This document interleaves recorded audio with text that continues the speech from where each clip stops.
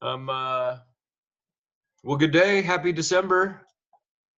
Who's ready for next year? Depends on what's coming.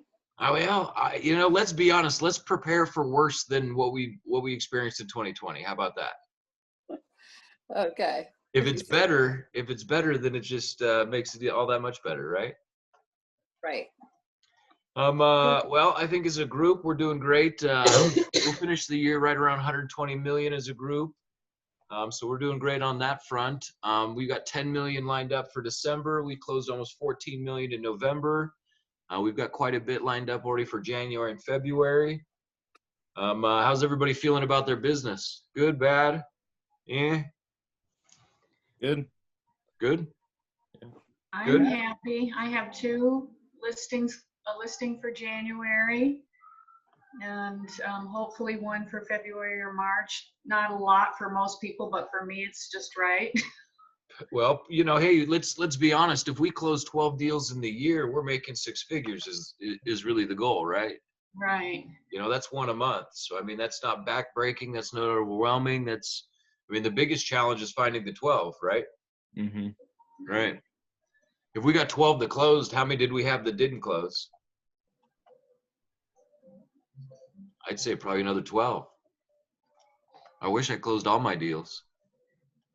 Nice. Well, today we're going to kind of cover all the basics. We're going to start foundations. I'll do a little screen share real quick. Does everybody have the Sync app downloaded on their phone? Called Sync Agent app. Make sure you have that while we're kind of getting started. If you don't have it downloaded, download it now. It works better on your computer. What's that? It works better on your computer, anywho. Totally. The app is really limited.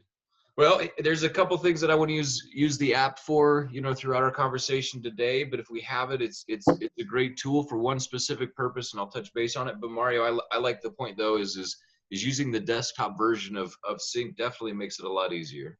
Yeah, but it's nice for on the go. If you want to get a quick search going, you aren't by your laptop. It's good for what you need it for. It's a tool.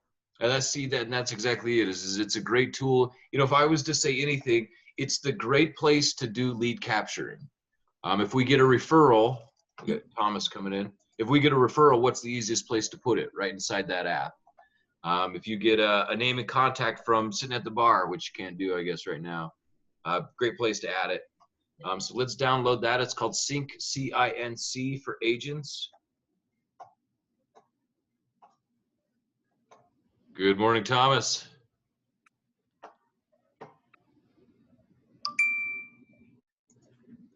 Let's do screen share. How do I find the app, Jared? Go to your app store. Yeah. And just type in Sync, C-I-N-C for agents. Oh, okay. Or it might be agent. I think it is Sync for agents, right? Yeah, the Sync Agent. There you go.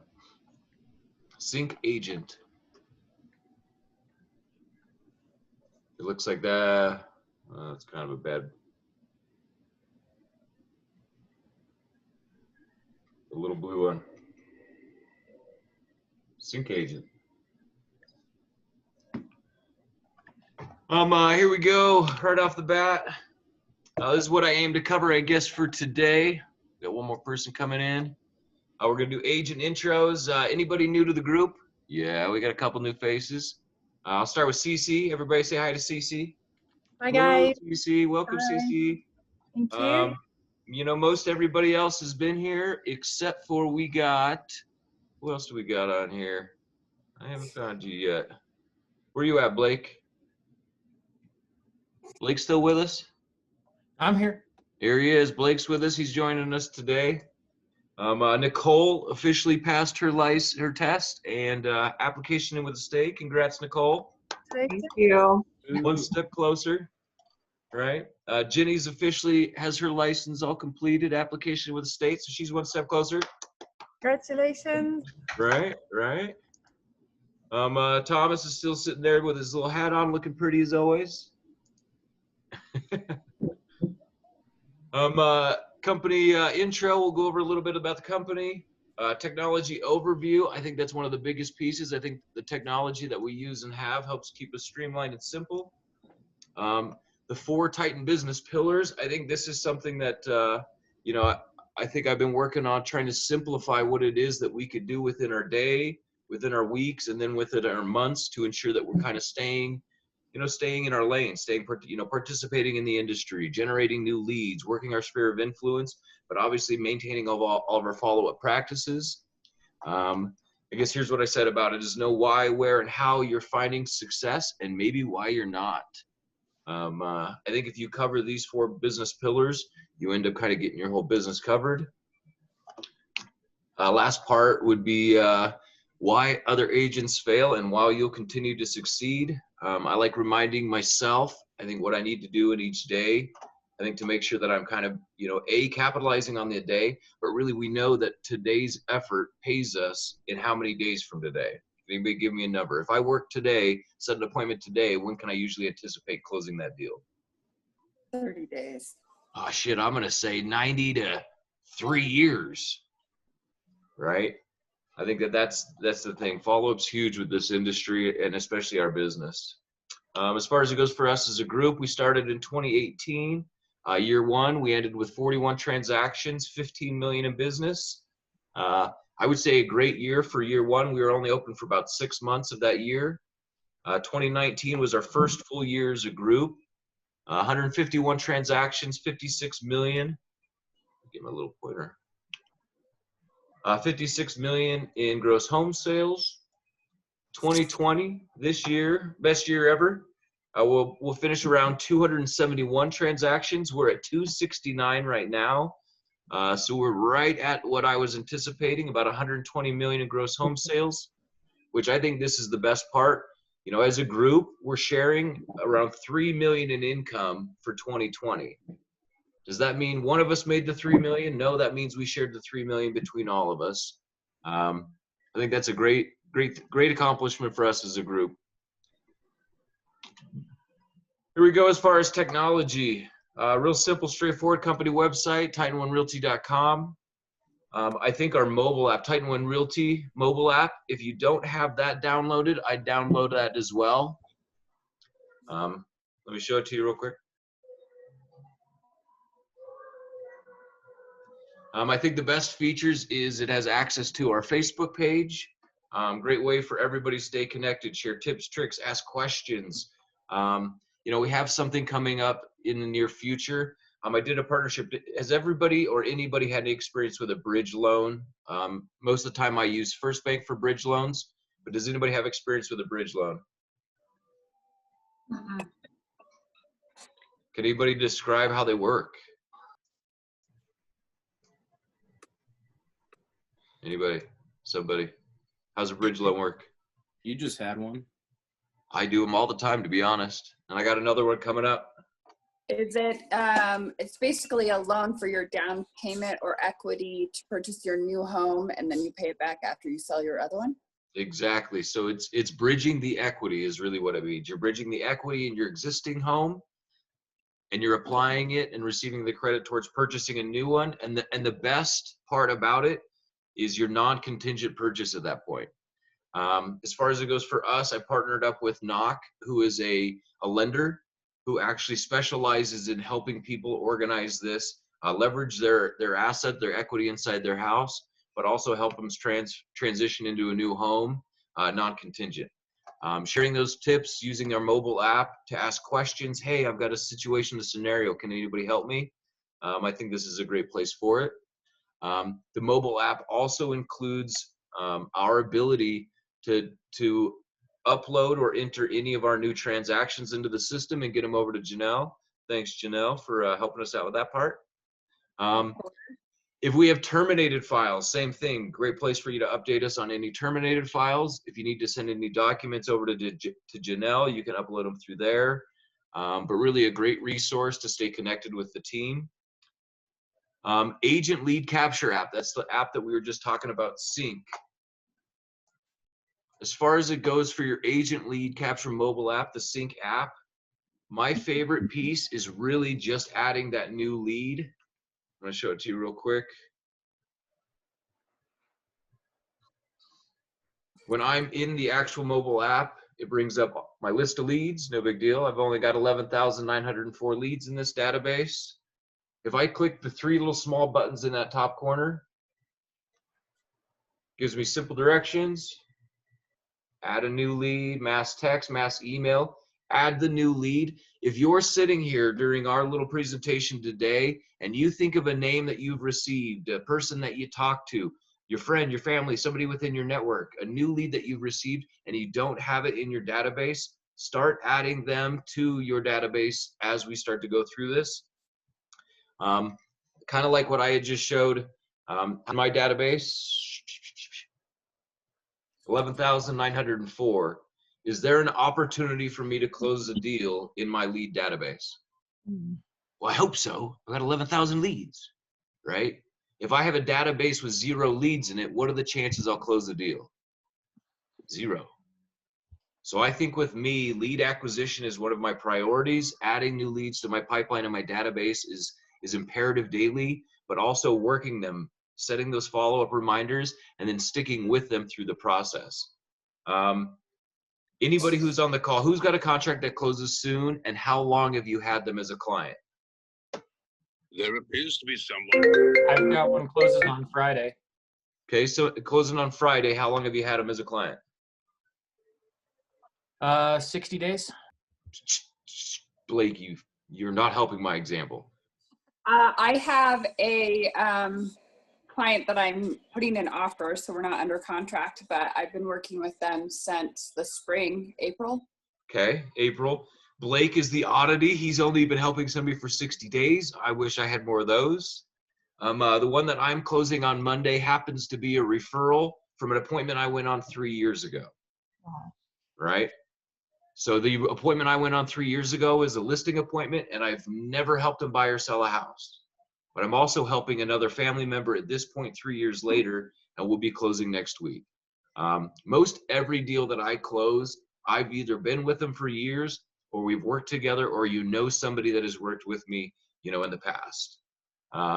Maintaining your database, growing it, and then doing your follow-ups is imperative. Using our mobile app is the easiest way to capture and maintain that database and grow it. Everybody know what the Etta app or your client home shopping app is? Yes? Nope. No. What is a client home shopping app, and how does it benefit us? Anybody? Hey, Jared, I have that app, but I can never get it to work. No, don't say that, Janelle. I know, I can't even log on. So I had it on my phone. I deleted it because I seriously. And it might have be to sit down and look at it might be because you're a user in Sync, and you having that same login might not allow you to log in. So we might have to just set you up as a lead with a separate email and a separate phone number. Not even separate phone number, just separate email. Okay. Right. So I don't think you can use the same email, and it would be why I would say it's not working. As far as it goes for our client home shopping app, if I looked at a lead right here, right? What does it say in the little blue button in the top corner? I can't see it. Is that? Send app. Send app. Yeah, I did that. Does it work?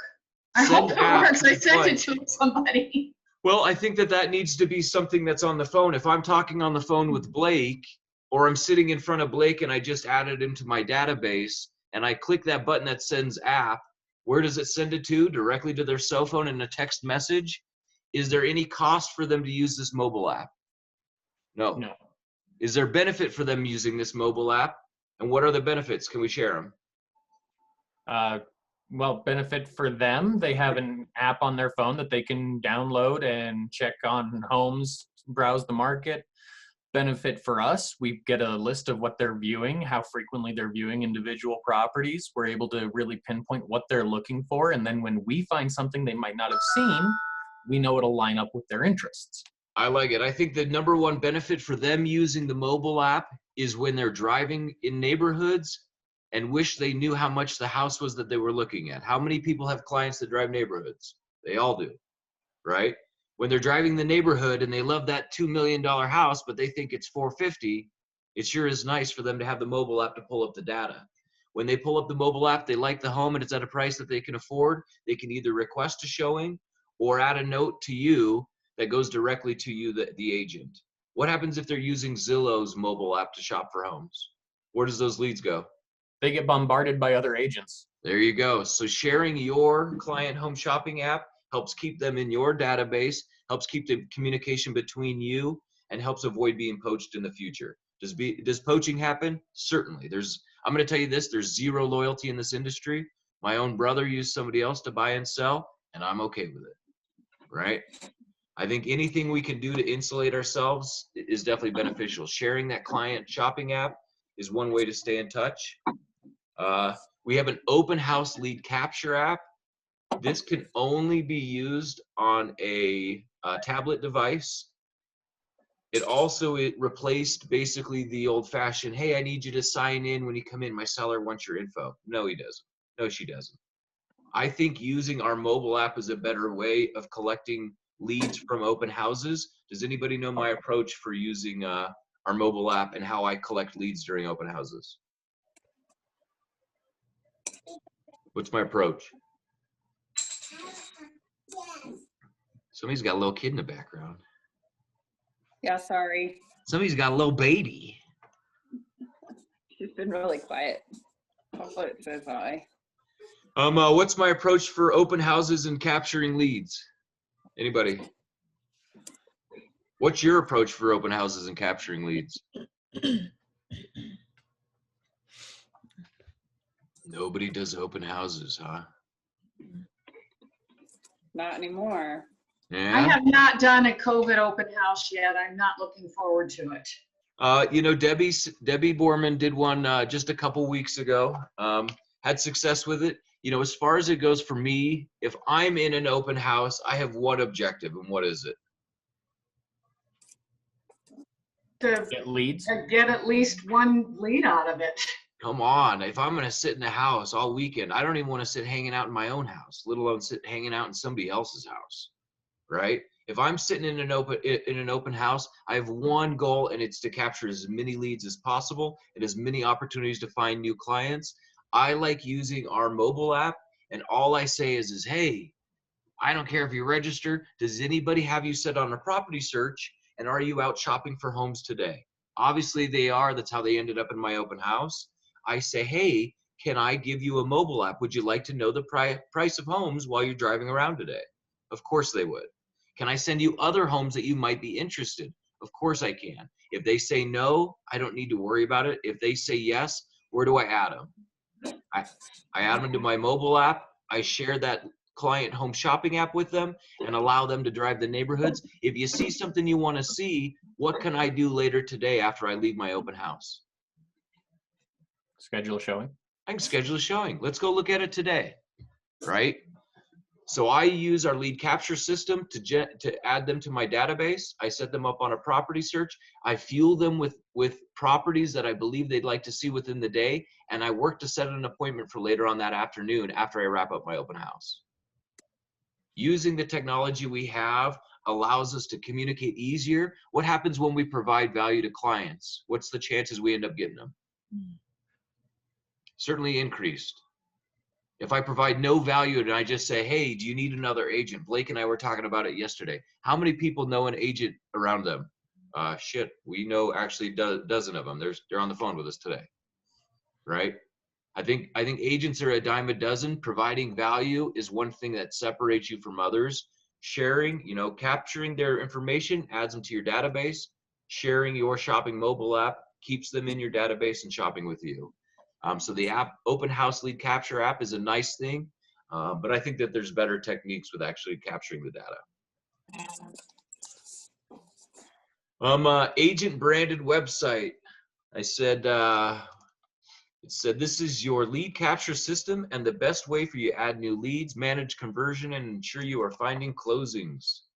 Does anybody on the call religiously use their sync account and check into it daily, weekly, and monthly? Yes, I know Sarah does. Sarah's being quiet. I think it's imperative. I do. I'm not as good as I should be, but I do try. Well, and I don't think that you try. I think that you actually accomplish. I was looking at your numbers the other day, not to check in on you, but I just happened to pull them up. I think that you're putting in the time, you're putting in the calls, you're putting the energy and the effort. What happens when you put in the leads and you actually set the reminders and you actually follow up? How's your year this year, Sarah? That's my question. Pretty good. Pretty good. Shit, you're More than pretty good. killing it, Sarah. Thank you. Right? How many deals will you finish the year with?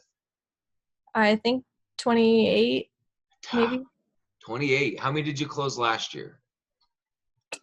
like 10, I think. What did you do different? Yeah, I think it probably was just like constant follow-up.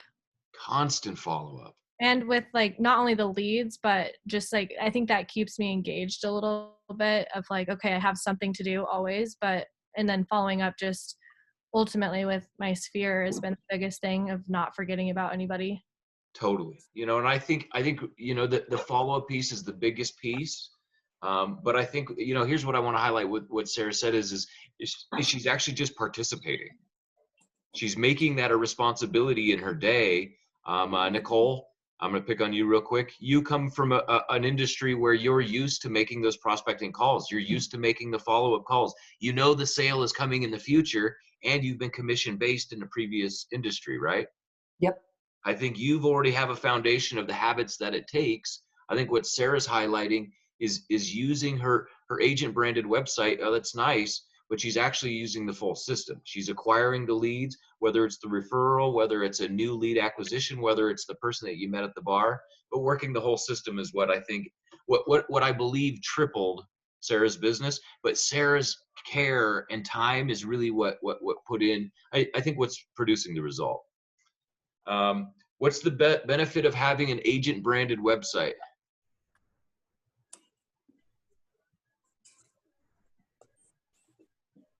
You know who's looking at things on it. I like that. So you can monitor who's looking at them. Blake, we had talked about this yesterday. What's the benefit of you having your own URL? You can direct your own leads to your own URL. You can direct exactly. You can manage your own marketing expense. You can manage your own lead acquisition. You can manage it all. And not only that, you're acquiring it and putting it into your own database. You're not throwing it into a pool for others to work. You're actually putting in the work into your own business. Having that URL I think is imperative to, to capturing new leads, whether they're the sphere of influence or somebody that you just met. As far as it goes, logging into your lead management system, homesforsaleofmetrodenver.com, that's your sync account. That's both the front end that allows people to shop for homes, as well as the back end that includes the CRM. What are some of the benefits to having our CRM, a customer relationship management system? What are your favorite parts, Sarah, as far as having that CRM? I think it's just you can just stay in touch with everybody really and keep track in your mind of like, okay, this is when I talk to them, or send them out stuff, or some of the automated stuff I think has been nice for me too, because it's like, wow, I did forget about that person, but it sent out a text and they respond. I'm like, oh yeah, you. Oops, you. Yeah. Oops, you. So I think organization wise, it's definitely helpful. And then yeah, just trying to not forget about anybody. I think that's it. Is organization is key. If I'm doing the work to acquire the lead, but I'm not doing the work to manage the communication and manage how many I'm acquiring, I'm always spending my time trying to find new leads as opposed to working the ones that I've already acquired. 90% of our effort is finding new opportunity. 10% of the actual work is just following up with it and closing the deals. Your agent branded website is always at Homes for Sale. Replacing the www with your name is what will, I'm going to go to mine apparently right now. I'm going to, here's Jared's self-branded URL, Jared. .homesforsaleofmetrodenver.com. If I have people visiting my website, what do they see in the top corner? Well, then my pretty little face and my phone number. Can I share this URL, and where can I share it to? Anywhere. Anywhere. Where's some of the best places to share it, and who should I share it with? Facebook or buyers or anybody. I like it. Facebook's probably the best place. Facebook, Instagram, any of your social media accounts, right?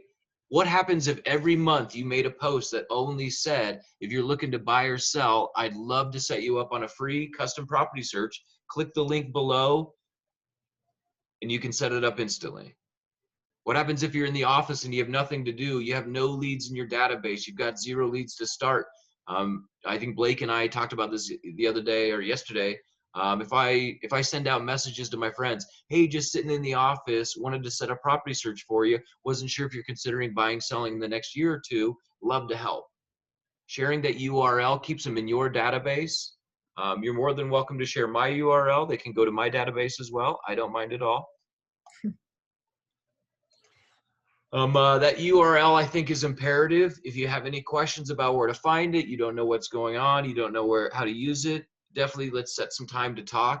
If you're looking for places to promote it, I'll share a couple places with you in a little bit.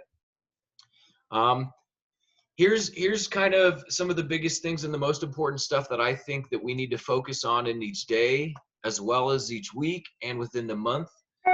Industry proficiencies and active participation. I think this is number one. If I don't feel confident in my role as an agent, am I less inclined to approach people to help? Did that make any sense? Totally. If I've never helped anybody in the process, Nicole, I'm going to pick on you real quick. You've never closed a transaction. You've never been through the entire process. Do you feel confident that you can navigate it?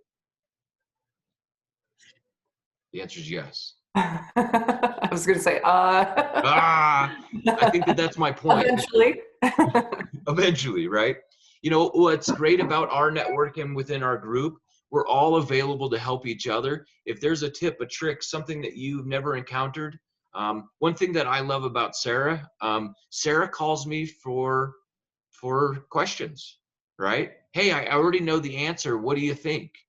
Sarah, do I ignore you? Sometimes. Shut up.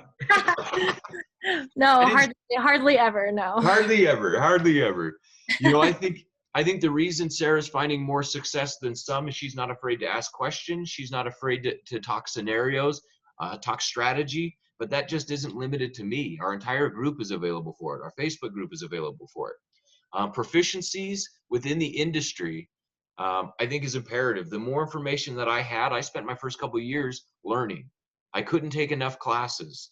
I still can't take enough classes. I sign up for at least 1 to 3 classes a week that go from anything from industry updates to commission rules and new position statements, right? Relevance and participation means a lot to me. Finding opportunities like Knock to be able to do bridge loans for clients, finding creative solutions, I think is one of the things that separates me from other agents is I don't say no, I say yes. And if it's not a yes, I'll find out why. Active participation, this goes hand in hand with Sarah. If you're actively participating, whether it's prospecting, whether it's going to a class, whether it's sitting in, you know, a seminar, how does it usually make you feel? As opposed to not participating. How does not participating make you feel? Not good. Not good. Well, right. Then you kind of just sit there and are like, what am I doing? I'm not, like, I've been there, you know, a year or two ago where it's like, whoa, I'm not doing anything. I'm not making any money. And it's like, then you feel defeated. So you just like, once you have the momentum, keep it going kind of thing. Keep it going. And we all talk about momentum. Once you kind of get that little bubble to pop, Thomas, you and I have been talking about this, is once you get that ball rolling and the momentum's going, it just keeps going as long as you fuel and feed it. This is the industry and the line of work that as soon as you stop working, guess what stops coming? The work, right? Well, yeah, shoot. What happens when we don't get paid and we don't have a client lined up? Our next payday is anywhere between 45 to 90 to 100 days out. If we haven't managed our savings account, it becomes a little scary and a little daunting. Here's what I believe. Learn to maintain confidence and grow your competence in the field and stay relevant as things change. Is this the year of change? Have we had to change our approach and our thought towards this business?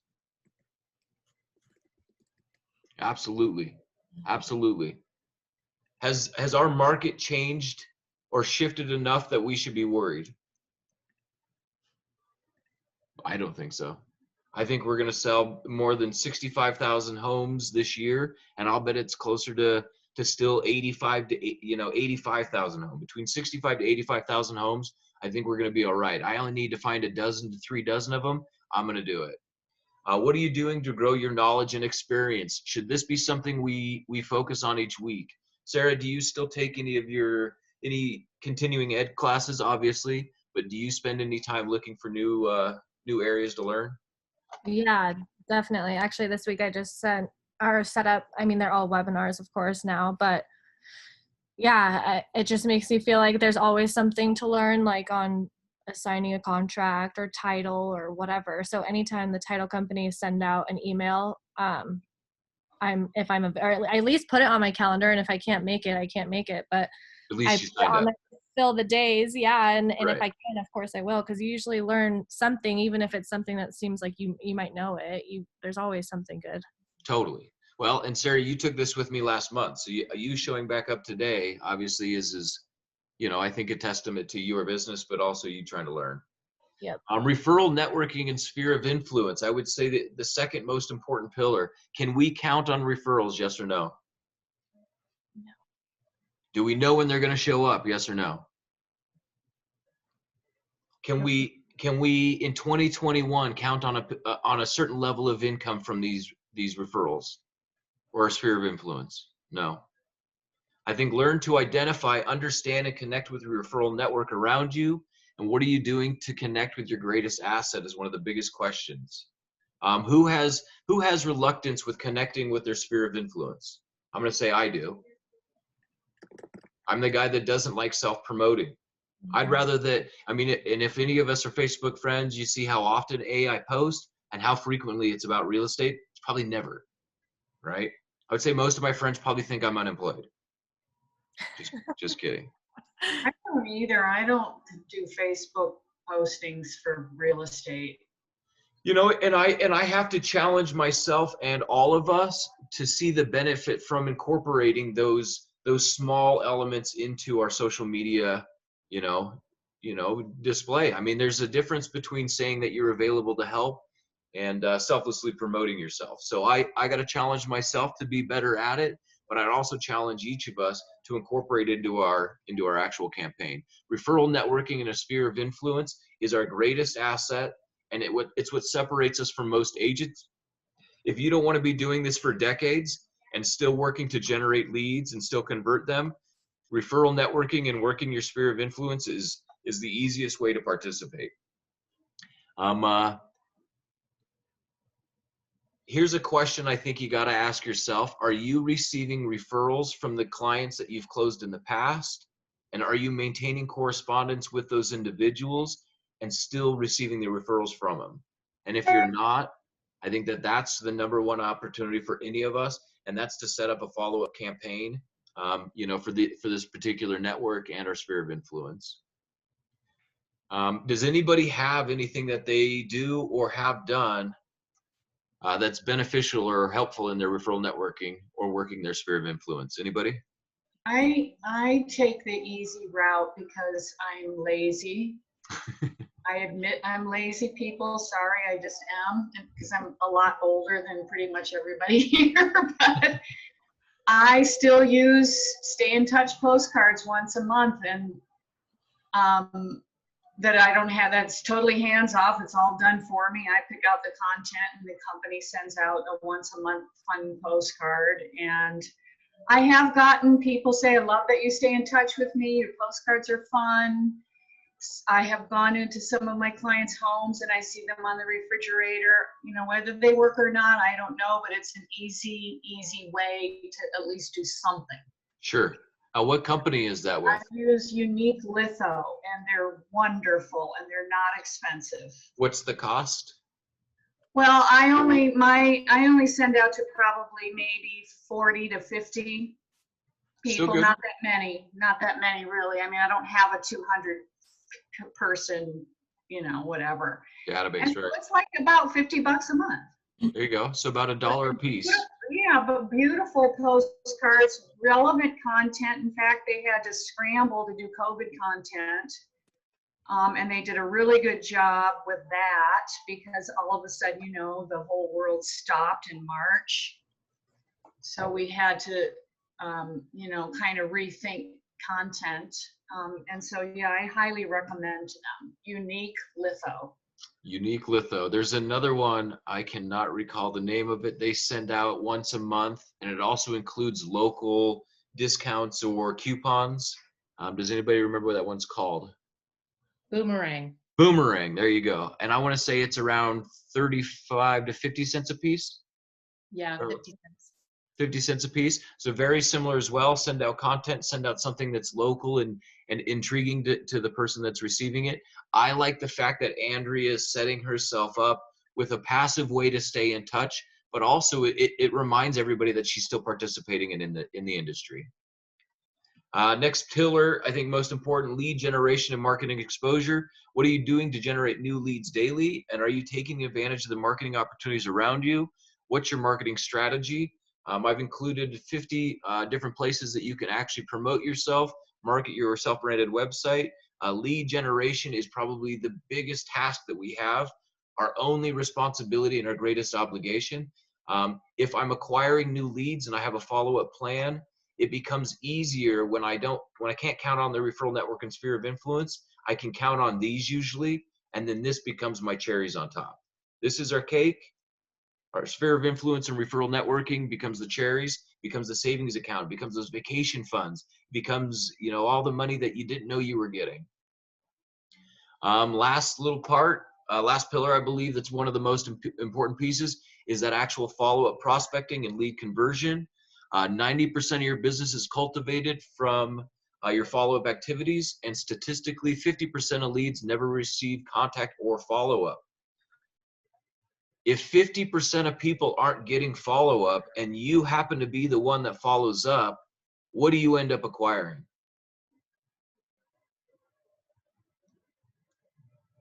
Clients. There you go. That was just that easy. Thanks, Blake. How come Sarah tripled her business? Is it because she's one of the agents that follows up with 100% of her leads? Or is she the agent that's following up with less than 50% of her leads? I believe Sarah's following up with 100% of her leads, 100% of the time, but has dedicated effort. I think the follow-up plan, if I believe and I know that 50% of these aren't getting follow-up, and I'm the guy that committed to helping and following up, I'm not going to drop the ball. I want the work. What's your prospecting plan and how long will you help? I think that's the question. When you sign up, hey, I'd love to help you out. Is it a contingent help? Hey, I'd love to help you in the next 90 days. And if it's not 90 days, I'm going to forget about you. I don't believe that that's how I operate. If I offer to help, it's usually on your time frame.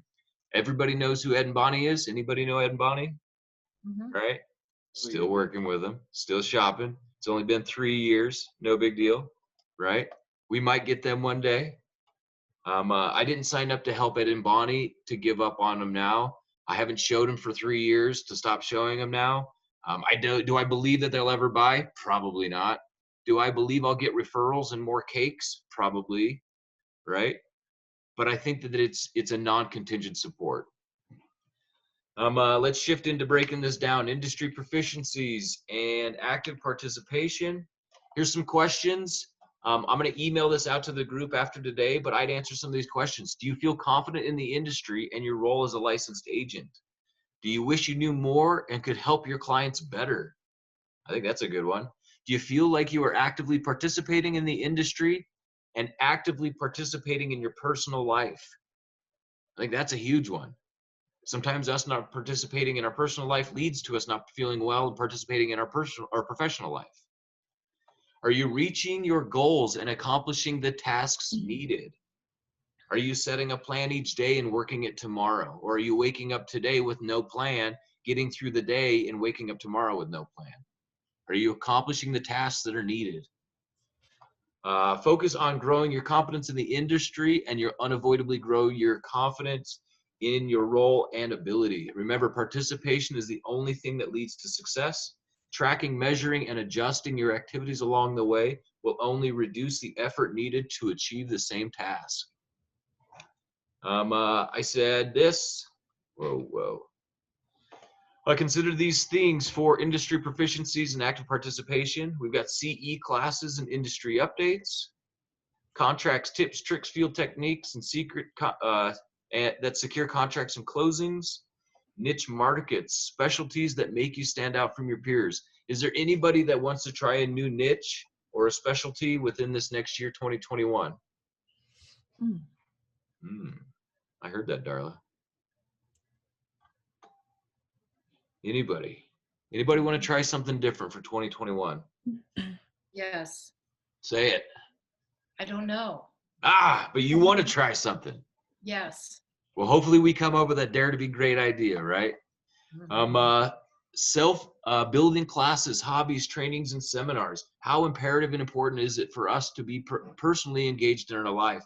Hanging out with people that we like, our tribe, the people that resonate with us, the people that lift us. If you're surrounding yourself with people that bring you down, it's usually where you're going to be sitting. I'm kind of the guy that likes to be surrounded by people that help lift me up, but I also hope I'm the guy that helps lift others as well. Professional education and training. I think this is something we can't get enough of. I'm always learning for new things, always wanting to learn new things. I think the more tools I have on my belt, the easier it is for me to create solutions. I would say I'm great at lead conversion because I don't take no for an answer. Most everybody I know that I interact with can buy or sell. It just matters how long it's going to take for us to get there. Peer guidance and support. I think this is another big thing. If we're connecting with our peers, if we have a support group around us, it makes it a whole lot easier. You know you've got me. I'm 100% available. So definitely reach out to your group, your peers around you. How you feel personally is usually reflective to how you're growing professionally. Do we agree with that? Does anybody recognize that sometimes when you're not feeling very good personally, that it's affecting your business? I think absolutely. If I'm not feeling up, I've got no motive. What'd you say? 100%. 100%. If I don't feel good physically, I don't want to do anything, or mentally. That's it. How easy is it for us to check out when we have basically found ourselves within this year to what we consider now quarantine. I thought this was cute was when we all started quarantining, there was the meme that went around that says, how come I just found out my life was already considered quarantine, right? I think if we're the type of person that's already hunkered in and staying down, this is not the industry for those who hunker in and hang out. This is definitely kind of a loud and proud industry. I think when we put ourselves out there, we receive the reward. And when we keep ourselves down and out, we end up kind of just experiencing just that same thing, down and out. Self-awareness is a huge piece, I think, with this one thing particular. Sarah's year tripled, and the success that she found, I think, is all due to the active participation. And not only that, she said it herself. Waking up and making her phone calls helps her feel like she's doing the right things, but also led to her finding the closings. So I think that participation piece is the biggest thing that we can do for ourselves, is just staying active and staying, participating. Essential tech, CTME, sign up for all the trainings, beginner, intermediate, and advanced trainings. I left the link right here. These are all interactive links, and we'll take you to their training centers. RE Colorado, review their training videos. What happens if we are capable of using the technology that we have available? Is it not easier for us to connect with our clients? Yes. Who's responsible for taking this training? We are. You are. Right? Does it do me any good to already know all this? It actually does do me good. It just doesn't do you any good. I think these are imperative. RE Colorado, some of the things that I'm the most stoked about. InfoSparks gives some of the data and stats that help separate me during all of my listing appointments. Right? Utilizing the data that we have available is what will distinguish us. Blake and I were talking about this. If agents are a dime a dozen, we have to have some distinguishing factors. And I think my ability to use the tools that I have, as well as articulate the information I have available to me, helps separate me. I spend a lot of my time in training. I spend a lot of my time updating. Donna and Ginny and I spend a lot of time in the office together, and we're always sharing different training opportunities. Donna attended a few of them from Sync yesterday and got a lot of great info. We'll share that as soon as we get the videos. But really, I think this is where you're going to get the most out of it. But also, once you complete the trainings, you start to find ways to apply the things you learned to your business. This 100% goes back to participation. When we're participating and we're feeling confident about it, and we know the tools that we have available to us, it only makes it a lot easier. All of these are all hyperlinks and go then to the actual websites themselves. So when I send this out, I would fully take advantage of it and at least ensure that you know these things well. Here's a little 42-step process I put together. You know, I'm a guy that likes to know what it is that I'm doing and why I'm doing it. I'm a systematic guy. I understand processes. I'm an operations guy. I understand how things operate. But if I was to break it down, if I needed to work on my proficiencies and my participation, I could grab any one of these elements that maybe I'm not feeling confident on. If we start at the beginning, annual and monthly business planning. Are we doing monthly business planning? Are you doing an annual business plan? Do you have a plan for 2021? Did you have a plan for 2020? And can you adjust it? Prospecting methods and routes. Where are your clients coming from? Are you proficient? Do you know where your clients are coming from? Do you know where your leads are coming from? Planning for tomorrow, execute your plans and measure. Prospecting initial contact. What's next? Client experience and needs analysis, property search customization, face-to-face appointments, definition of working relationship. All of these are in a particular order, and what I believe is probably step by step through the entire process. If you get to any one of these steps and it's a little unclear, I believe that's where we should start taking those learning moments or those coaching moments for yourself. Sign up for trainings. Sarah says that she gets emails from title companies. Has everybody signed up to receive emails from every title company in our area to get their training classes? If you haven't, do that today. They send them out to you frequently. I'm going to say every other week almost, it seems like. Every week I get new training opportunities. I like using this to analyze my ability. I like using this as a monthly gauge of where I'm at for my business, but also where I'm at for my proficiencies. Do I feel confident in this process? Do I feel like I could get somebody from prospecting to finding to making the initial contact, setting the property search, actually getting them to the closing table? If I don't, spending time in this is going to help. Here's the same thing broke out in a little checklist. If you wanted to print this off and check off each one of these as a I feel confident in this area. Once we feel more confident, what are the chances you're going to put yourself out there to help more people? I believe it's huge. The more information, the easier it becomes. Use this checklist to grow your confidence and your confidence. Your business plan, from business planning to close, most things to consider along the way. So 42 steps, I think it's super easy. Any questions about industry proficiencies and participation? I think the biggest thing is participating. Are you waking up each day with purpose and a plan? Am I going to wait till next week to set my next appointment? Am I going to wait till next week to do my next open house? Am I going to wait till next week to have my next appointment? Am I going to wait till next week to get my next client? I think participation is huge. If I don't have clients, find other ways to participate. Proficiencies lead to participation, I believe. And I didn't even set Sarah up for saying that. Sarah, thanks for saying that earlier. Next pillar, I believe, referral networking and your sphere of influence. Here's the questions you got to ask yourself. Have you identified your sphere network and your referral strategy? Does anybody know what my referral strategy is? How I interact with people and how I ask for referrals?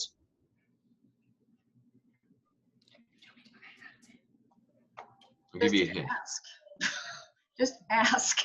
You know, I'm a little more tactful, right? I use the Ford approach. Does anybody know how I use the Ford approach to ask for referrals? Does anybody know what the Ford approach is? No, I don't.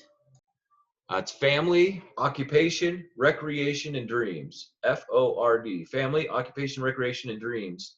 Ford approach is a way to communicate with people. Hey, Darla, how's it going? Just wanted to check in on the family, right? If I ask about Darla's family, what does Darla usually tell me and then ask me? She usually tells me about her family, and then she asks about my family, right? As an intelligent conversationalist, I'm like, oh my gosh, it's so great to hear about your family. Here's my family. Next question is occupation. Well, hey, Darla, how's work going? How's COVID been to you? Are you working from home? Are you working remote? You still at the office? She's going to tell me about her work. And unavoidably, as a good friend that she is, Darla asked me about what? My occupation. When somebody asks me how work's going for me, my number one go-to is always telling them, I'd love to help more people. I'm always looking for buyers and sellers. Do you by chance know anybody I could be helping? Right?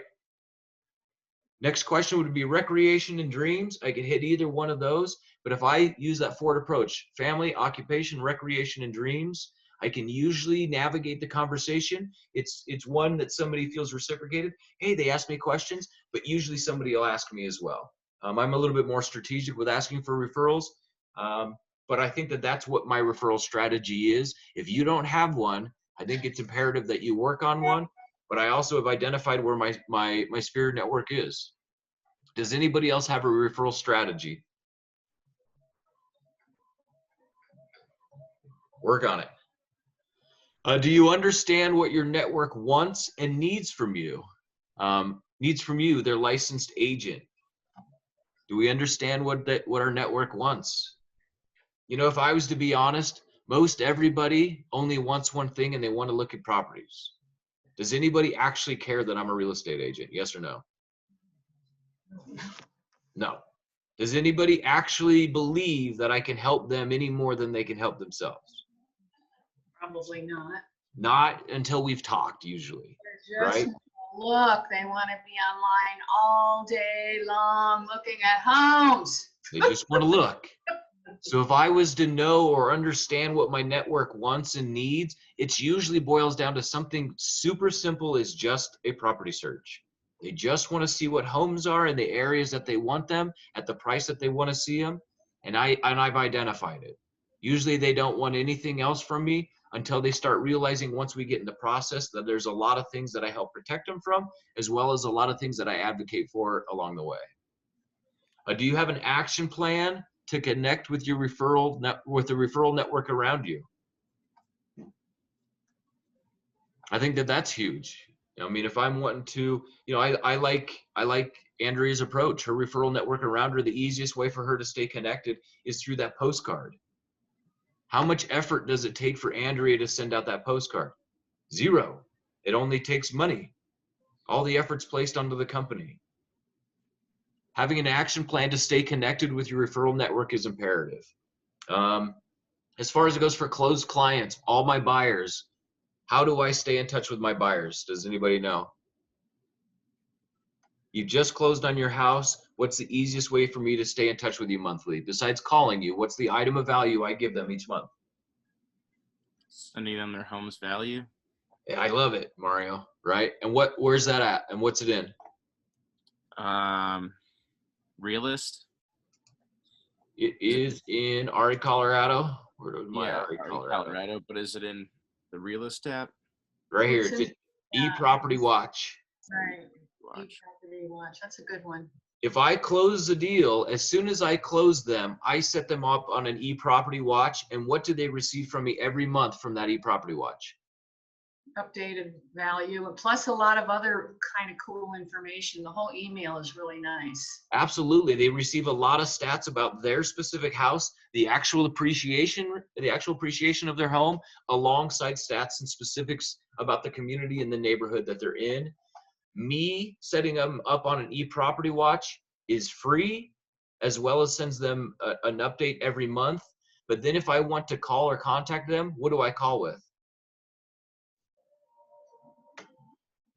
I call with the stats. You can actually look at everybody's property watch. You can see the data that they receive. But really, it's just as easy as me checking in. Hey, hey, Darla, wanted to check in. Did you get your email with your appreciation rate? What do you think? Statistically, out of 10 clients, what are the chances somebody's going to sell their house within the next year to 2 years? 10 clients, how many will sell their house in the next year to 2? Like 3. I'm going to say at least 1. At least 10% of the people you close will sell their house in the next year to 2 years. So if I'm looking for 12 deals a year and I can count on next year one of them flipping, setting them up on this property search ensures that you don't miss it. Mario, I'm going to use you as an example. You closed a deal what month last year with a new lead? With the Scots? Scots, yeah. What was that? It was October 19th or 24th. So October of 2019, Mario closed a new deal. He was a new client for him, closed the deal. How long until they ended up selling that same house? They messaged me beginning of March. So it was probably about 5 months, and then sale April 20th. So within 5 months of purchasing, Mario maintaining correspondence as well as delivering, top level service, they called him within 5 months and sold the property.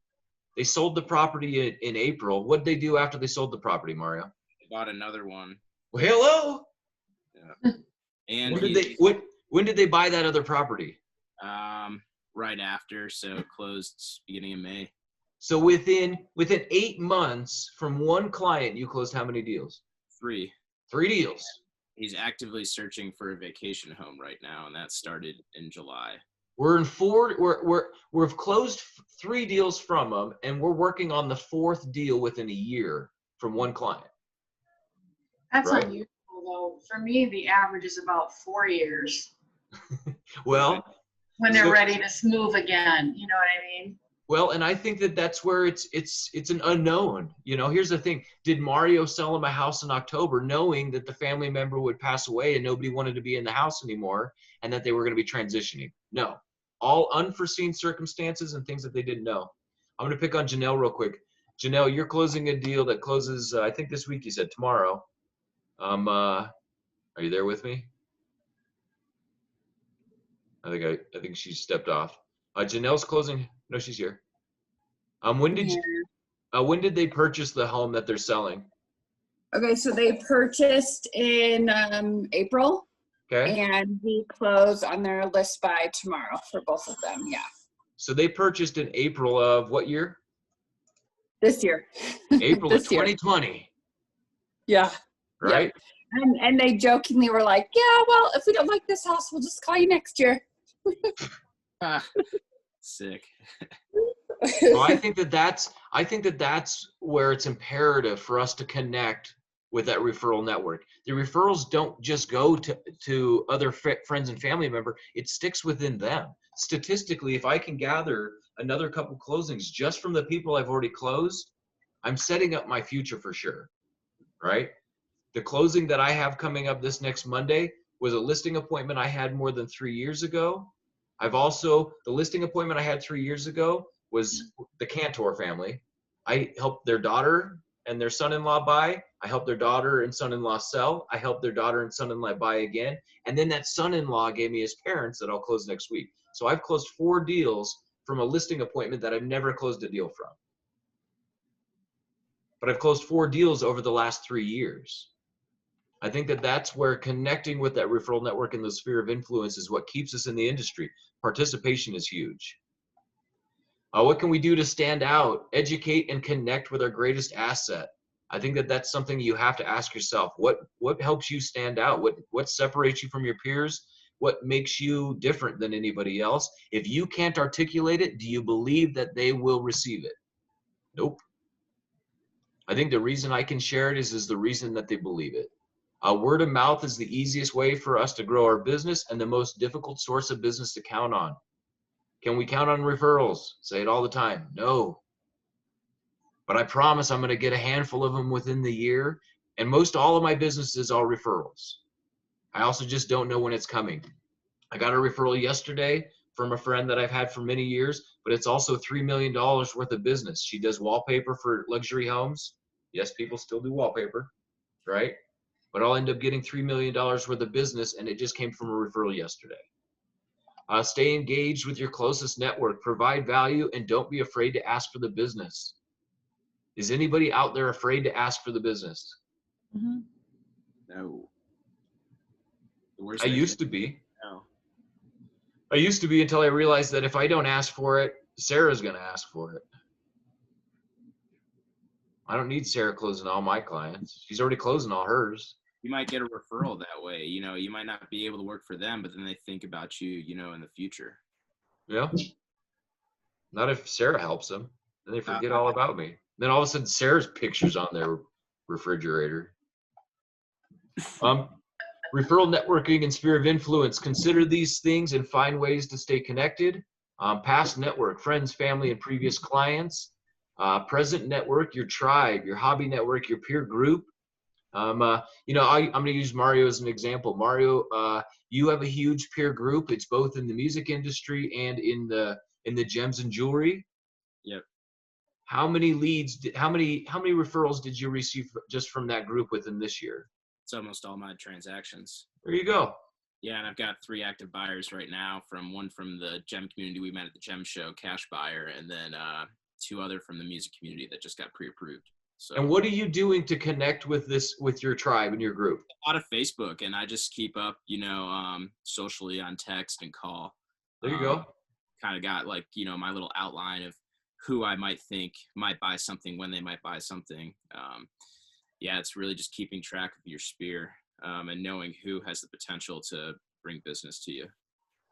You know, and I think that's it, is it's intelligently navigating your sphere of influence. It's connecting with them when you can, helping them where you can, you know, and then really just sticking with it.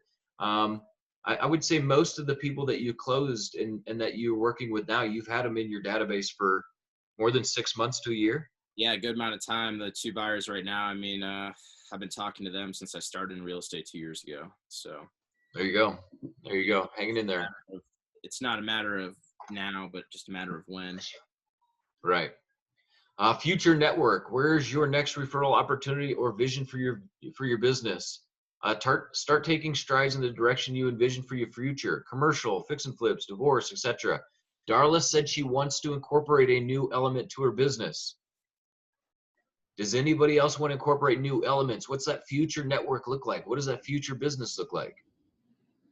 I don't know if anybody would believe it or not, but I usually end up receiving at least 3 to 6 deals a year from other agents in the industry. The $3 million worth of business I got yesterday is from a licensed agent in Colorado and Washington. How did I end up getting the business instead of her?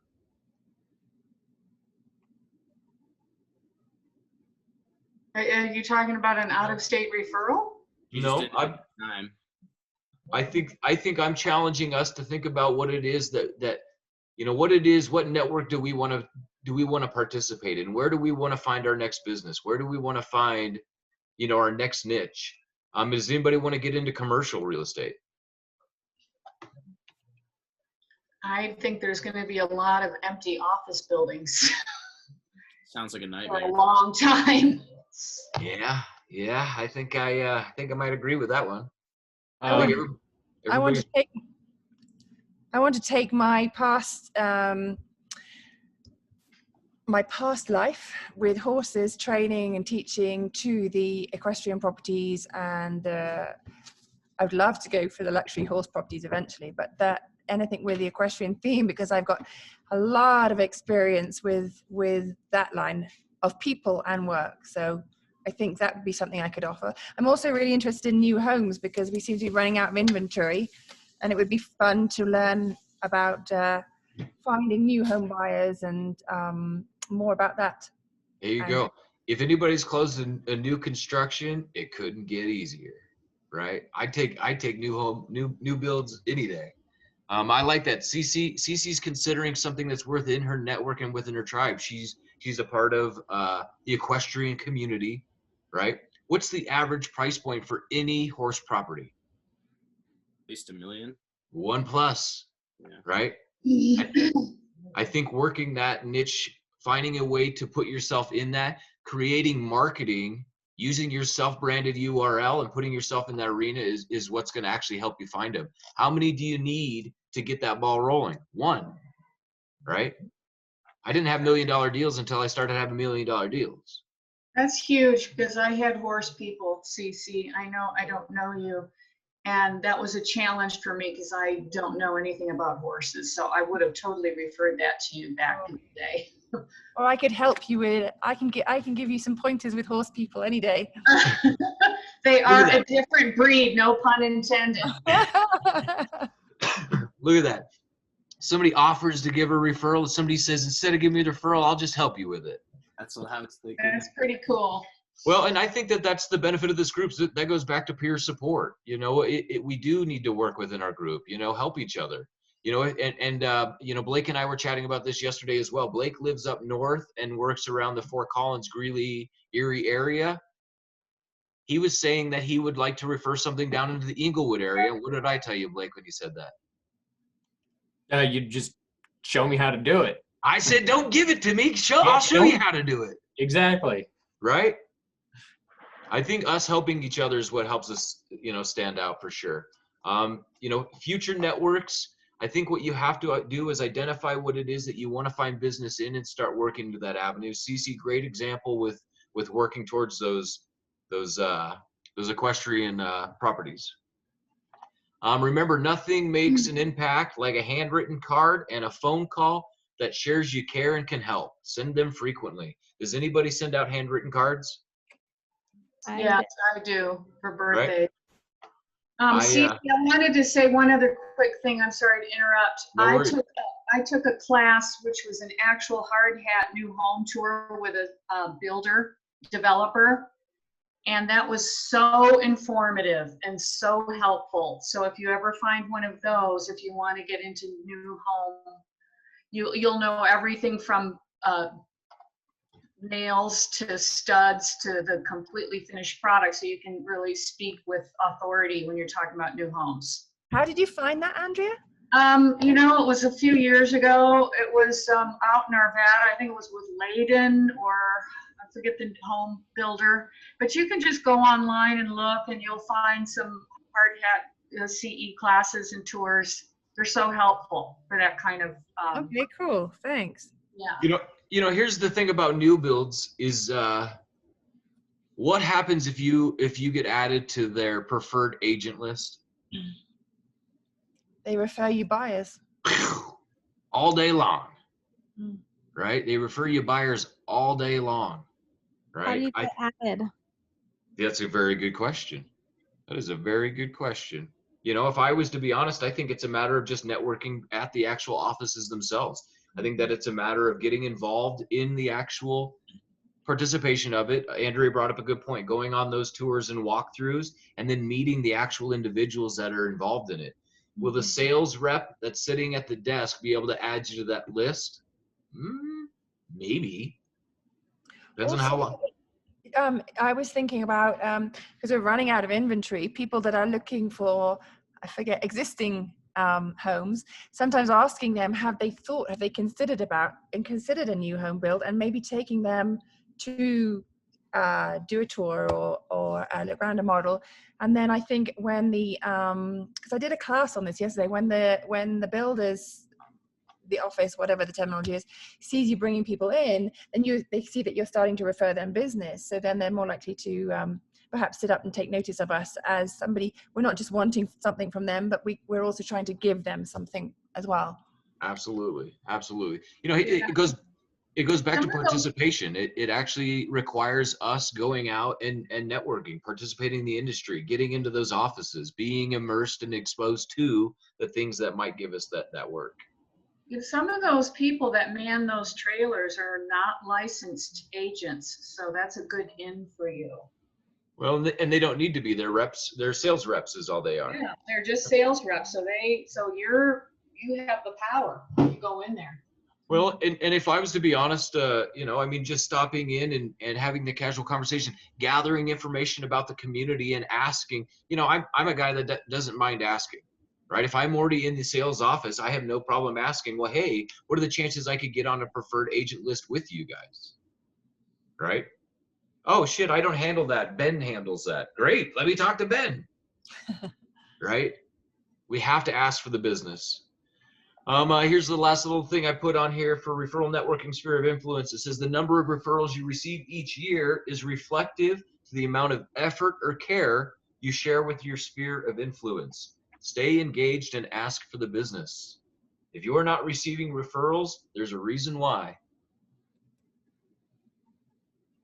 I've been in this long enough, and I've met enough people in the industry that have been doing it for decades and still aren't working off of a referral network.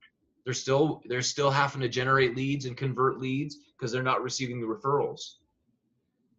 I think it's imperative that I never stop generating leads and never stop converting them, because they become my what? They become my new referral network and sphere of influence. If you didn't know me, we get through the process and I close you, you become my new network, right? I like converting leads because they become my next individual to refer me work. Blake, what's the challenge with counting on their referrals? You said, so Blake's been in for about a year. He's closed 5 deals. They've all been from his network. Can you count on that same group for 5 more deals next year? Nope. Nope. I mean, maybe. It might happen, but I can't count on it. Well, and your mom told you what? And she's not buying another house. She's not buying another damn house from you, right? I think that's where we have to remember lead conversion is the next best step to us actually increasing the number of referrals we're going to achieve. If we add them and provide value, maintain correspondence communication, send out that postcard like Andrea said, that's when we stay in touch. Top 50 referral sources. This is referral networking and sphere of influence. This is the top 50 sources for us to find leads. Is this a technique or approach? No, this is just the source. You have to work within these sources and find a technique that works for you. Do we all have the same approach and technique? Probably not. What's your go-to item of value? What did I write here? What's your go-to item of value? Property search. That's it. Anytime I'm working in a sphere in my network, right? I'm volunteering at a local charity. Let's say that. What's my go-to? Oh my gosh, hey, is anybody sending you properties? Can I? Let's say I'm doing a podcast. Hey, who's got you at a property search? Can I? Go over here, business to business networking. Oh my gosh, anybody got you at a property search? Can I? I think asking that question is the easiest one. If I know the item of value that everybody wants is just to see properties, does a seller want to see properties and be set on a property search? Yes or no? Maybe to see their home's value, what's around in the area at the moment. 100%. Yeah, That's I have exactly 2 potential sellers who they're already on property searches because they want to know what they're going to buy by the time they sell. Sure. So they're on a property search for purchase. If somebody is just selling, I can put them on a property search so they can see what goes under contract and closes in their neighborhood.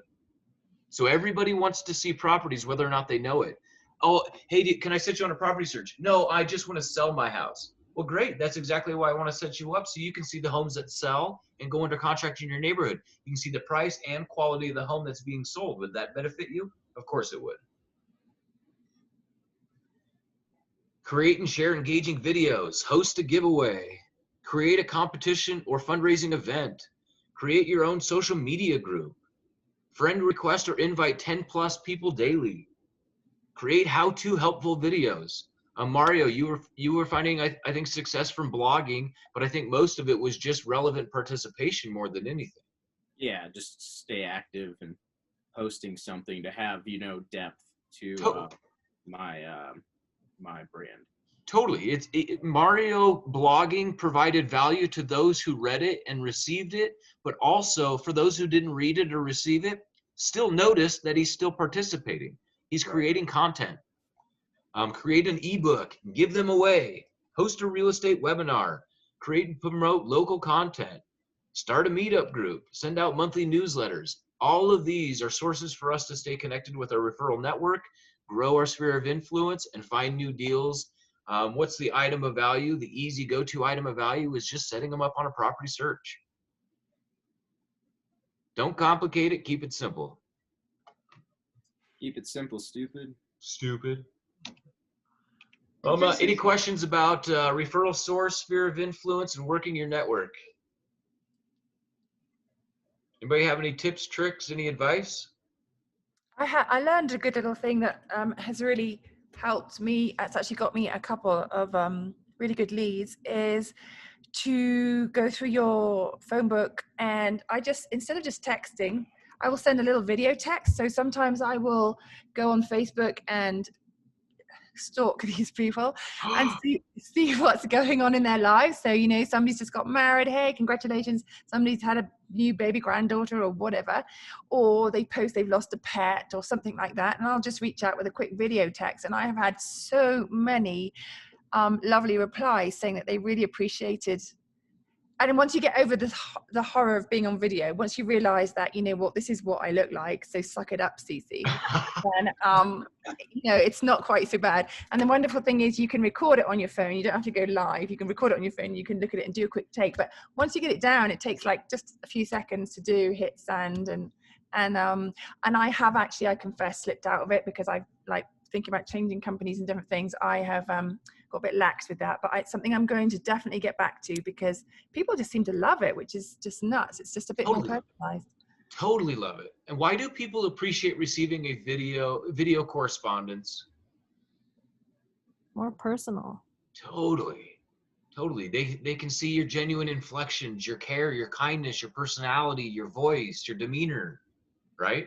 I think video is really what would separate anybody. I don't remember who I was talking to. Maybe it was you, Cece. But I think it's imperative, even if we get a new lead, how easy is it for us to send a new lead that same kind of an intro? Hey, Cece, thanks for registering. Hey, Cece, thanks for registering with me online.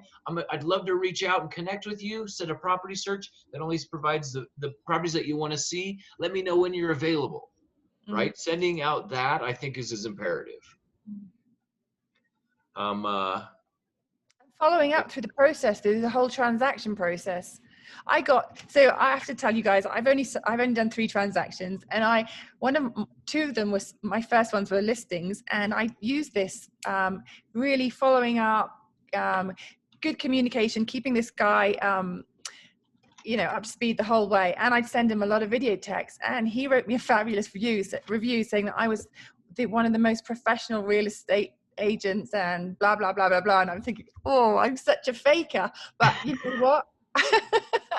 You know, well, I just tried to walk the walk and do what I thought would help. But he loved the video, the personal connection. So, hey, fake it till you make it. Is that right? Is that not a real thing? Right? Fake it till you make it.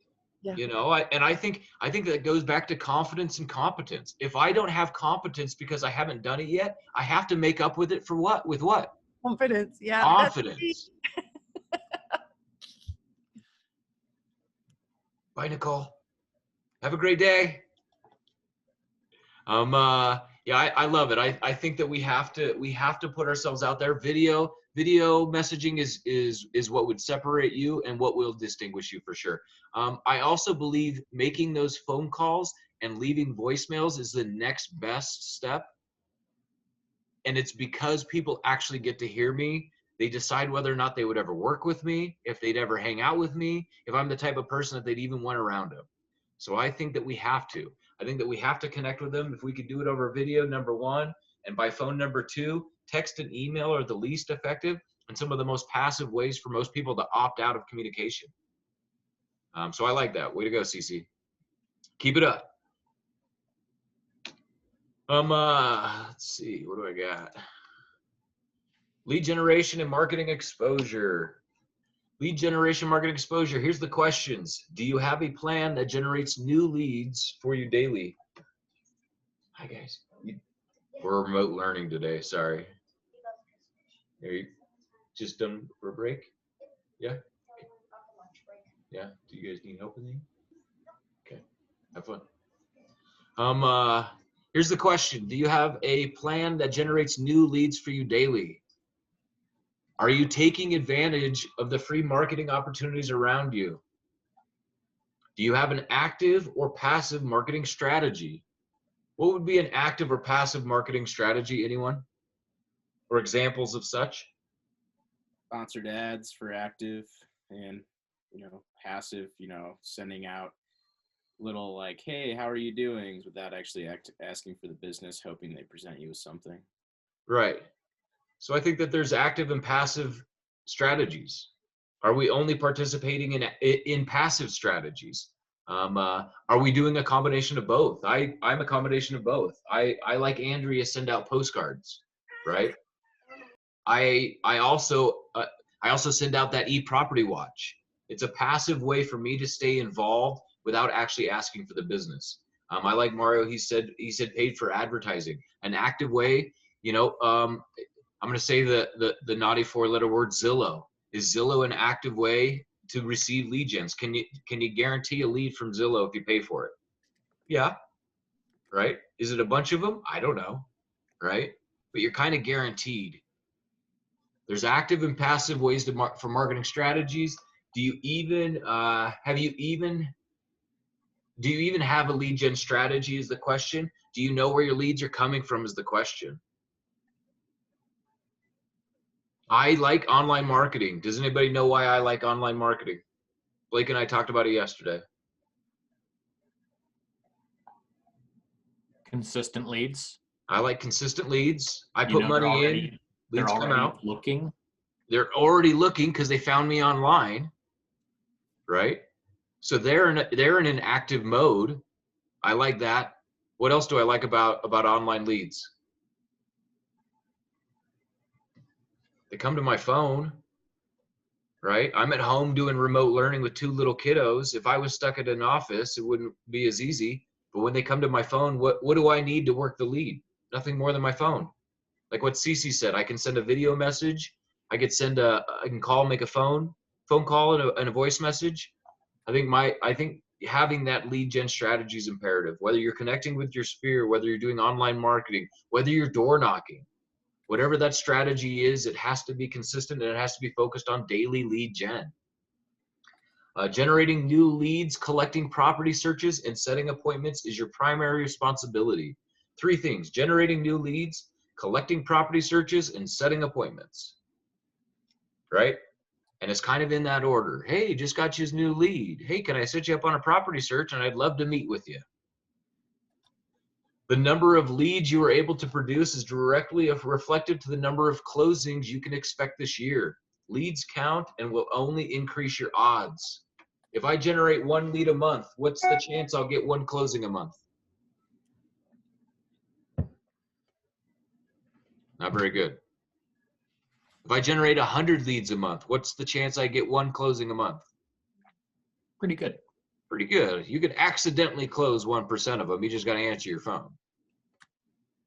They'll reach out to you usually. 1% of 100 leads will usually reach out to you with a showing request, with an inquiry on a property, with questions about their HOA. 1% is easy conversion. Once you start working beyond that, sneeze. I lost it. I think leads count, and it only helps increase your odds. The number of leads that I have definitely changes the odds that I've got with closing work. Sarah's ability to acquire the leads was only affected because she worked the follow-up system as well.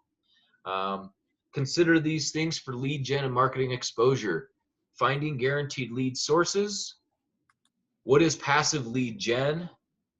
Where are the free marketing outlets? How does networking face-to-face improve my odds? I like that. How does networking face-to-face improve my odds? And is virtual meetings and video testimonials or video intros, is that still face-to-face? I think so. I think it is becoming the new face-to-face, right? So how does face-to-face networking improve our odds? Anybody? It's always easier to connect with somebody when you see them face to face. It's easier to get a rapport, build a relationship. Totally. We make decisions. who's ever heard the thing, don't judge a book by its cover? Mm-hmm. Do we all judge books by their cover? Yes, 100%. I We think have what 3 seconds, I think, don't we? 3 seconds to make the right impression. totally, Mm. right? And I think that face-to-face, opportunity is what separates myself, right? You either make the decision to work with me or you make the decision to not work with me. How do I feel when I don't get selected as the professional of choice from people? Am I okay with it, or do I get all down and depressed about myself? I don't get depressed, right? I put my, get depressed for 5 minutes and then I move on. yeah, you got to.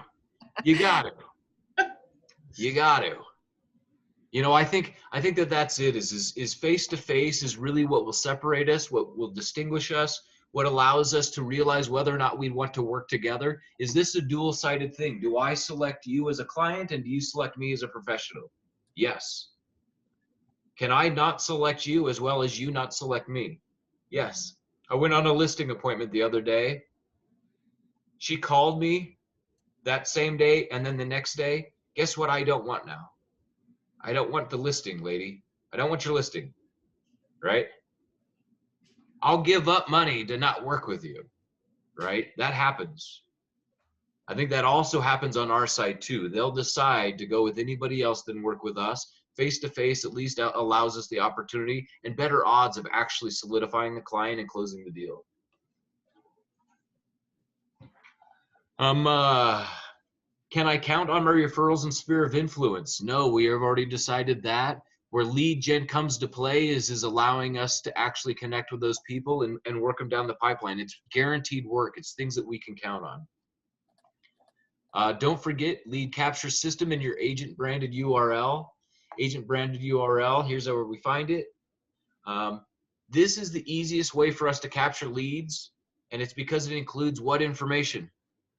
What information do we gather in a lead capture system? Or what information do I need? Contact.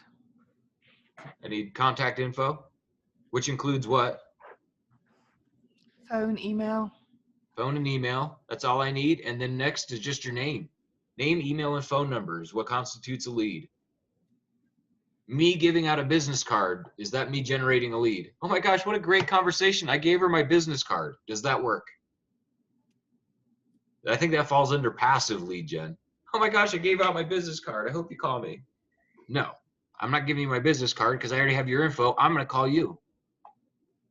Here's what I wrote is, remember, it's your responsibility and obligation to grow your business, and lead generation is the only guarantee you have to build the business you want. Stay focused, ask for the business, and acquire the leads you need to succeed. I'm a numbers guy. I knew from the beginning that the more leads I had, the more chances I had to win. Unavoidable production it actually becomes. If I can close 1% accidentally, and I can close 3 to 5 to 10% with intention, I become somebody like Sarah Talcott, triple my business. Here we go. Lead generation, what actually counts as a lead? We just spoke about it. The most successful agents are asking for the business. Are you missing it? How many people have heard somebody say, oh my gosh, we're thinking about buying a house, and you never stepped up and asked for the business? I've done it, right? I think that the most successful agents in our industry are asking for the business, and maybe even shamelessly asking for the business. No fear. Asking for the business with bravery. Here's number 1, ask for the client info. Name, email, phone number is all that counts when it comes to new leads, and handing out your business card doesn't count. Right? I was with somebody not so long ago when we were in the office. I believe maybe it was like a phone tech was in, kind of helping out with the phone system. Oh shoot, oh, you guys do real estate. My wife and I are actually thinking about buying, within the next year or so. Right? What would have been the easy go-to for that interaction? Hey, my wife and I are thinking about the next year or two. You guys are in real estate. What should the individual have done? Can I help you? What's my go-to item of value? Oh, is anybody that you set up on a property search? Hey, does anybody need a property search? Oh, no, they don't. Well, great. What do I need? Your name, email, phone number, right? And instead of saying that, he says, here's my business card. Call me. Guess who doesn't have that client? That individual. But also what was wasted within that moment. I would say that what was wasted was the chance to actually acquire a new client. I can't follow up with somebody who has my business card. I can't count on you following up with me because that's all you got is my business card. You have to ask for the client info. You have to ask for that property search. Next part, ask for the property search. Is anyone currently sending you listings? Send buyer new listings and send sellers closed listings. Send daily search emails to stay in touch. Is it okay to send daily property search emails, or should we make it weekly or monthly?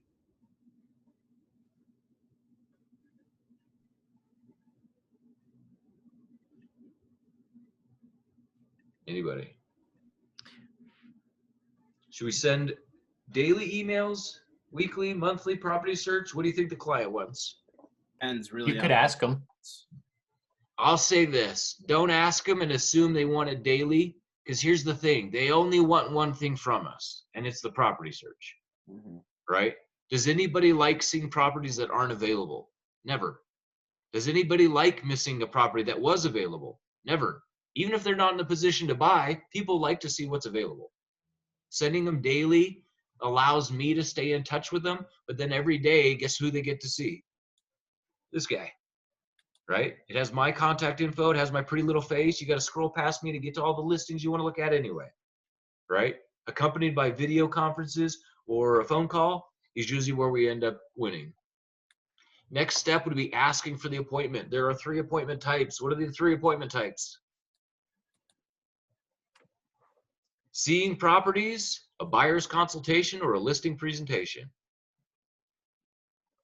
So if I have you on a property search, what's the easiest question? Let's use the example where the guy said, hey, my wife and I are wanting to do this in the next year. If the agent had asked for the client info and said a property search, what should we also do in that same sequence? To ask for the appointment. Hey, would you and your wife like to get out this weekend and maybe see properties? Oh no, that's way too fast. We don't want to see properties yet. We really just want to make a plan. Perfect. Should we sit down for a buyer's consultation? I'd love to share my home buyer's guide with you. Item of value, right? Most everybody wants to do one of 2 things. It's either make a plan and execute it, or who cares about the plan? Let's go look at homes and see if I even like them. Am I willing to go shop for homes with somebody who's not qualified? Every time, 100% I'll do it, right? Seeing properties is one of the most attractive things and what ends up getting them interested in wanting to buy. If somebody wants to make a plan, they're a little bit more diligent than most, but it also lets me know that they're a diligent individual and they want to do it in a particular process anyway. I like that. But I'm also flexible enough to show you properties. There's only 3 appointment types. There's showing properties, there's a buyer's consultation where I can share my buyer's guide, and there's a listing presentation where I can share my listing presentation. Sharing your value is what will separate you. Asking if they want any one of those 3 is what will allow you to get face-to-face with them. Can we do a virtual buyer's presentation? Can we do virtual tours? Yes or no? Yes. Yes. I've got clients that live in Kansas right now that I'm doing virtual property tours for. They're wanting to buy acreage. One of the properties I viewed was 250 acres. One was 875 acres, right? Guess what I did for them? I droned the whole property. Yeah. Right? Acre, huh? What was that? You walked every acre? Yeah, right. Yeah.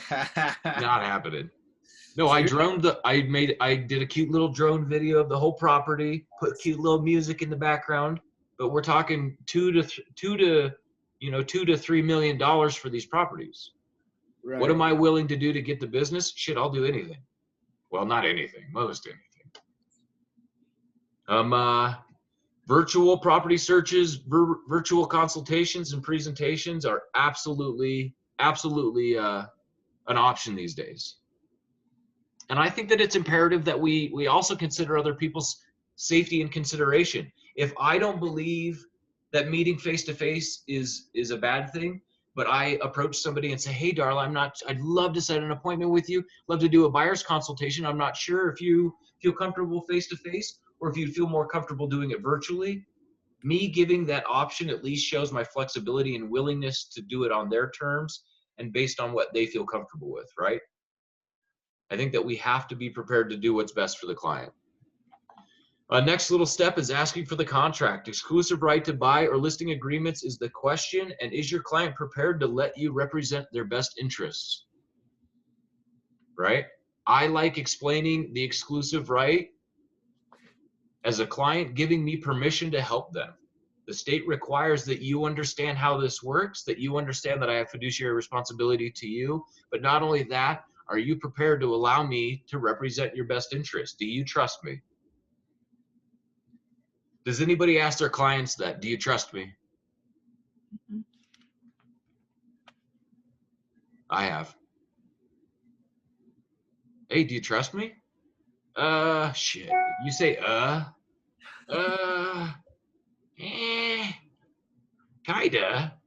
I better work a little harder. Everybody's part of the group Lab Coat Agents, Mhm. right? And somebody posted, I believe it was yesterday, they said, has anybody else had a client that you gave them everything? Anybody else had a seller that you gave them everything they wanted and they still complained about it? And guess what, bitch? You didn't give them everything they wanted. What's Lab Coat Agents? Go look it up. It's a group on Facebook. It's called Lab Coat Agents, and it's thousands of agents around the nation that just talk real estate all day long. Funny stuff, good stories, bad stories. Help me with this, tips, tricks, referrals, everything.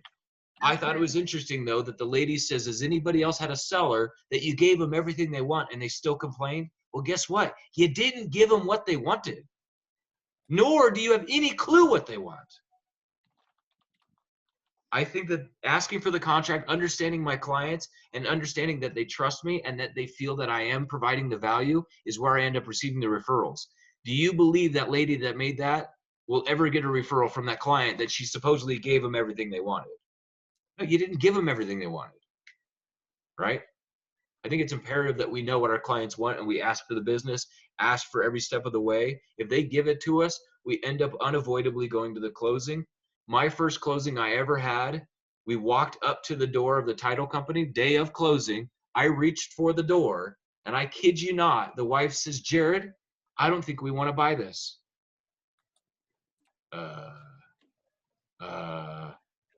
I'm broke, right? I want you to buy this, right? But that obviously can't be part of my agenda. I had to ask, hey, if you guys don't want to buy this, I'll go in and let them know. I think worst case scenario, we might lose your earnest money, but I'll fight for it every step of the way. But if you guys don't want this, then I'm prepared to go in and make sure that you don't have to buy it. 2 seconds later, she says, okay, we'll do it. Get in there. Right? But I had to ask for the closing, right? Ensure you are guiding and not pushing your clients to the closing table. This is all their decision, and we are only here to help. Super easy, super straightforward. This is about consumer protection. It's about what's best for the consumer and not what's best for our interests. What happens if we've asked our clients for their permission for every step in the process? How do they feel about the experience that they've had with us? They feel great. They feel like we have given them what they wanted, right? I also like looking at it as a funnel. Asking for client info, I have 11,000 leads in my database. How many of them do I have set on custom property searches and I've actually spoke with them? How many have I been on an appointment with? How many am I actually writing contracts and showing? How many have I actually closed? These are all very different percentages. If I've got one lead at the top, the chances of me getting one lead out the bottom is slim to none. If I've got 1,000 leads at the top, the chances of me squeezing something out the bottom is pretty good. I think using this process and becoming one of the most successful agents who are brave enough to ask for the business is what's going to distinguish you and keep the business rolling and coming.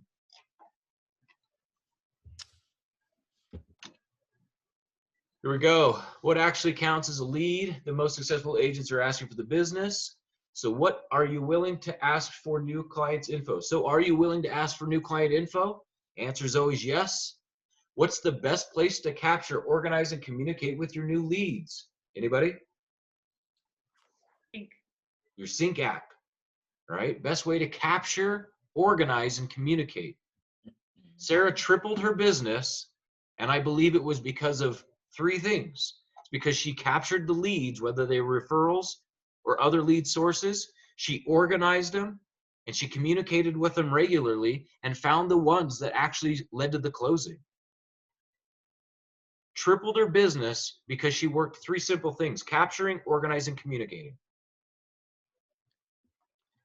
Here it goes as far as that lead capture app. Add the lead instantly add their name, email, and phone number and begin the process. Share your mobile app with your new client. This ensures that you stay front of mind. They can favorite properties, set showings, search for neighborhoods as they drive. This keeps them from getting poached. This decreases the chance of a Zillow agent going in. I wish Akila was on here now. Akila had a client, had an exclusive right with the client. The client didn't want to waste Akila's time and called the Zillow agent. The Zillow agent went, showed him the property, and I'm going to say forced them to sign an exclusive right and didn't actually articulate what was included. But now the client's in 2 exclusive rights. Whose is actually valid? Anybody? The first one. Well, actually, it's up to the customer. Who does the client want to be with? Akila? Well, they want to be with me. Well, then terminate your other one. Cancel it. If they don't want to be with you, then they got to cancel this one. Who gets to pick? The client gets to pick. Sharing your mobile app ensures that you stay front of mind, decreases the chances of being poached, but also it's really up to you to solidify the relationship. If they don't want to work with you, they're not going to work with you. Set a daily property search. It keeps you at the top of their mind and provides the client with what they want. They only want to see properties. They might like seeing our pretty little face, but if they want to see my face and not the property search, I'm probably being Waltered. If you don't know what Waltering is, it's a bad thing. It means you don't want to buy a house. It means you want to go on a date, right? The reason I didn't take that listing appointment was I think that lady wanted to date me. Yeah. Not happening. That's happened to me before. Ew. Ew. Not happening. That was Right. gross. Well, I call it Waltering, so don't get caught up in it. Is that a Breaking Bad reference or something? No, it's just because a client named Walter did it to Britt. That's where I made it up. I was like, oh my God, he's Waltering you. Log detailed notes. When you add the new lead to your CRM, to your mobile app, it asks for basic information: name, email, phone number. It also asks at the bottom if you want to include notes. What notes should you include when you add the lead? I would say everything that they just told you. We used the example of the agent that had the conversation with the phone rep who said, yeah, my wife and I are looking to buy in the next year. Those are notes you'd want to add. They're looking to buy in the next year. He's got a wife. Great. What's your wife's name? Susan. Perfect. You and Susan, right? Adding those notes is imperative for you to do your follow-ups. Are you setting a follow-up reminder after you've logged your individual? How soon should we set a follow-up reminder once we've acquired a new lead? Anybody have a go-to answer to that? When's the next reminder for us? When's the next action for us to take? If I've added a property search, I've added you to my database, when should I check in with you next? The next day. I'd say within 24 hours. I like that. Jared, does this app sync with the desktop portion of this? Totally. They're identical. Yep, they're identical. They communicate in the moment. So when one's done on one side, it's done to the other. I think it's imperative that we layer in communication. In order for us to actually develop relationships with each other, how many times do we usually have to connect and communicate before we develop trust?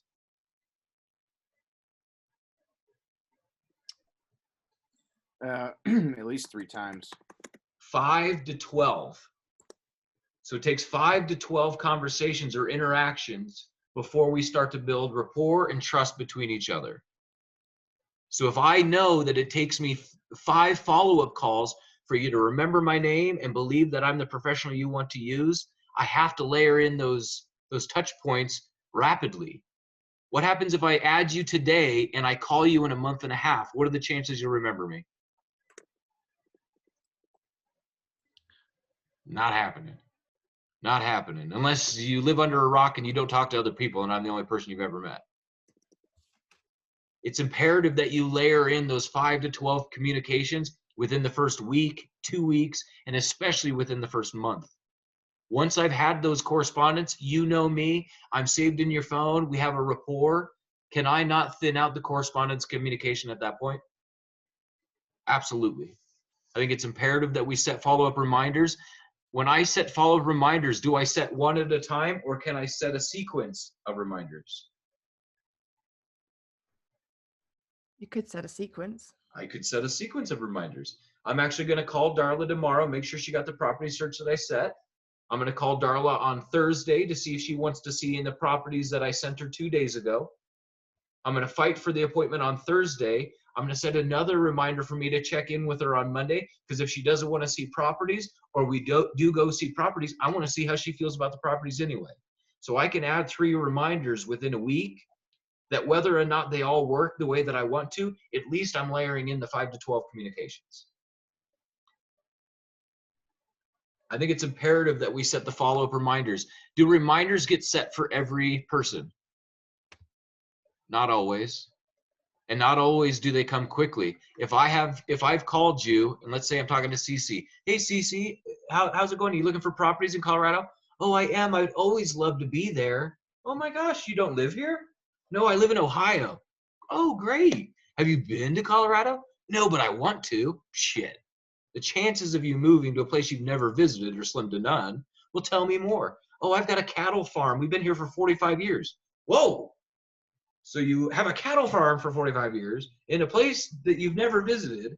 What are the chances this is going to happen? Probably slim to none. Do I need to continue to call Cece 5 times in the next week to solidify a relationship that's probably never going to fruition? Well, if she's my only lead, she might be the only person I got to talk to.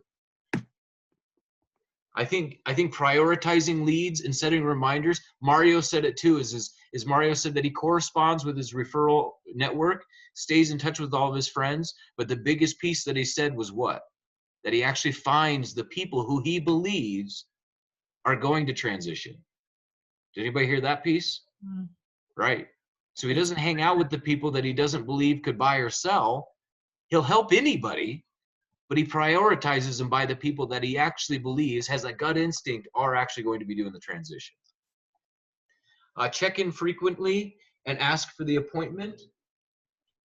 Check in frequently, ask for the appointment. If you're not checking in and asking to help them through the process, somebody else will. If you're not doing it, I promise Sarah will, and Sarah will get your client. Agent Lead Capture app, the training is all right here if you need it. But I think this is one of the easiest ways for us to maintain our database. It's with us and in the moment. We don't have to be at our desktop to add somebody. We can have our phone. Our phone is literally in our pocket. Rarely are we with, more than 2 feet away from it. And if it is, it's because you left it in your Uber. I do that from time to time. Next little piece. Here's 75 lead sources that'll keep you working. These include those sphere of influence lead sources, plus 25 others.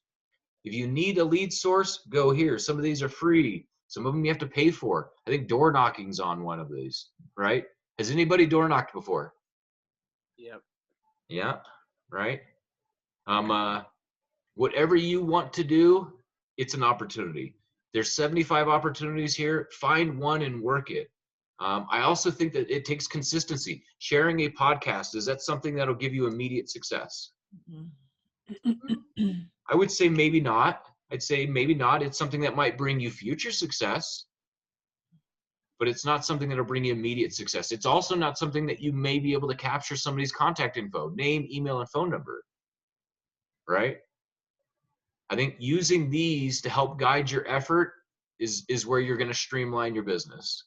Picking a couple of them and trying them and being consistent with them over months is where you're going to see the results. Trying it once doesn't work. There's 50 free places to market your business and website. Can you find a couple out of these 50 that would benefit you to market your self-branded URL? Here's one right off the top. Google My Business. Do you have a Google business setup? It's free, right? If somebody Googled you, they would find you. Bing Places, Yellow Pages, Angie's List, Yahoo Local. I mean, the list goes on and on. Pinterest, YouTube, Facebook, Instagram, Craigslist, Facebook Marketplace, classified ads. All of these are opportunities for you to market. What happens if you put yourself everywhere? What are the chances you'll find something? Pretty good. Here's another one. When your clients go to find credibility about you and they find you everywhere, how much credibility would it add? If your clients go to find you and can't find you anywhere, what kind of credibility will it add? I'd use this list to increase your exposure, increase your credibility, increase the chances you have to acquire leads. One of the first things I did, even before I was licensed, is I set up marketing for myself, and I get more marketing and more leads generated and actually more phone calls from the marketing that I set up before I was even licensed. Take advantage of this. Spend some time. Even if it was you took one of these each day and tried to investigate it and add it to your marketing exposure. Take one of these, 2 of these each week and add it. Take 2 of these each month and add it.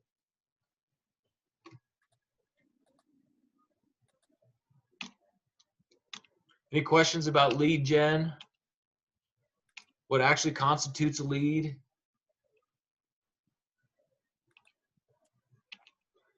Follow-up prospecting and lead conversion. Here we go.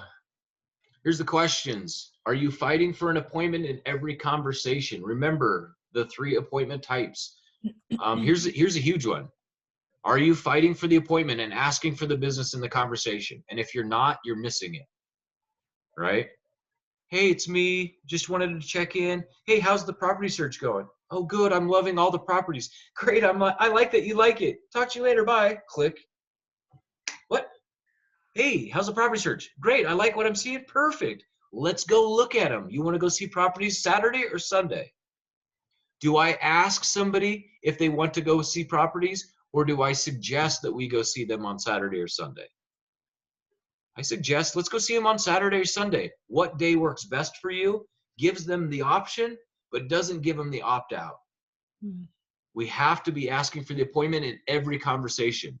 Every time I call somebody, I hands down will ask you for an appointment. Hey, Cece, checking back in. Here's my go-to line. Has anything changed since the last time we talked? The person always tells me yes or no. No, nothing's changed. Or yes, things did change. It went this direction. Oh my gosh, it's exciting. You want to go out and look at properties this weekend? Can I set us up on Saturday or Sunday? Right? It's imperative that I ask in every conversation. Do you maintain a business pipeline, and how many clients are in it? I like looking at our business pipeline. One of the most, I'm going to show it real quick. One of my most favorite features in our actual system is right here.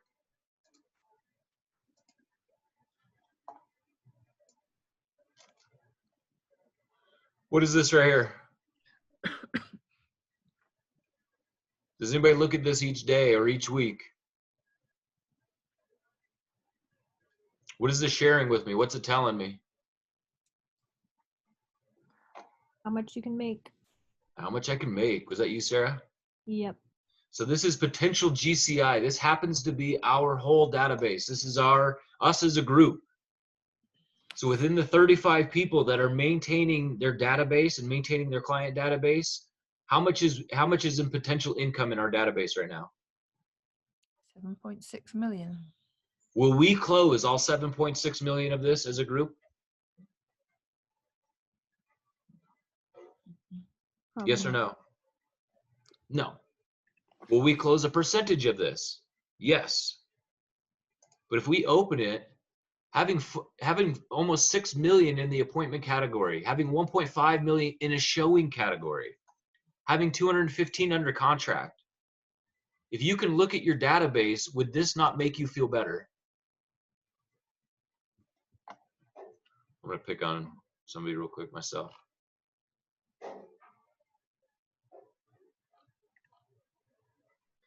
Maybe if my computer starts working.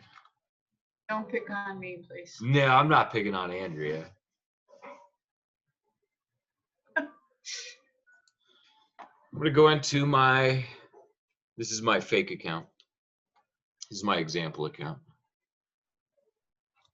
Let's say I'm a new agent. I'm working inside my dashboard. Sync is this is basically the desktop version of the mobile app. Launchpad is where kind of our control center, our business control center. It gives us most all of the information that we need and want about our business. Today's Wednesday, December 2nd. How many new leads do I have in my database? 0. How many clients do I need to follow up with? 0. How much potential income do I have in my database right now?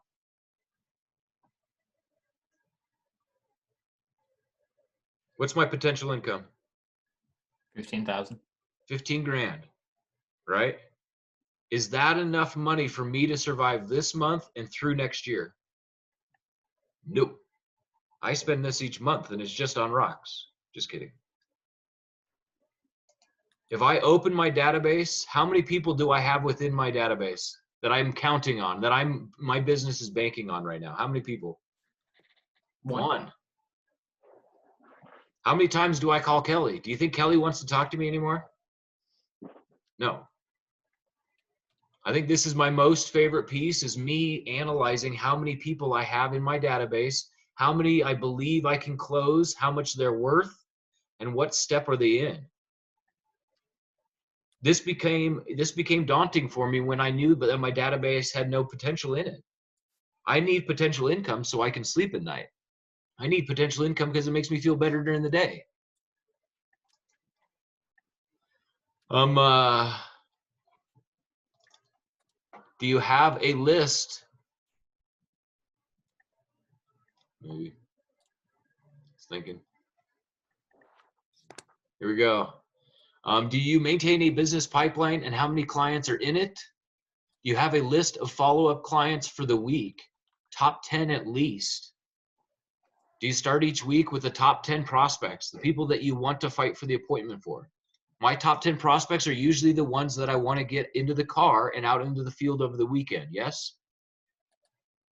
Are my top 10 clients that I want to follow up with people that I just want to see if they got the property search? Or is it somebody I want to set an appointment with? It's setting the appointment or confirming an appointment. Hey, you guys said you wanted to get out this weekend. I know we missed last weekend. I have a set for Saturday. Does that still work? Right? These follow-up calls are people that I want to get into the field. If they're in the field shopping, I got a better chance of actually getting the contract. What times are you dedicating to uninterrupted prospecting each day? Why does it say uninterrupted prospecting?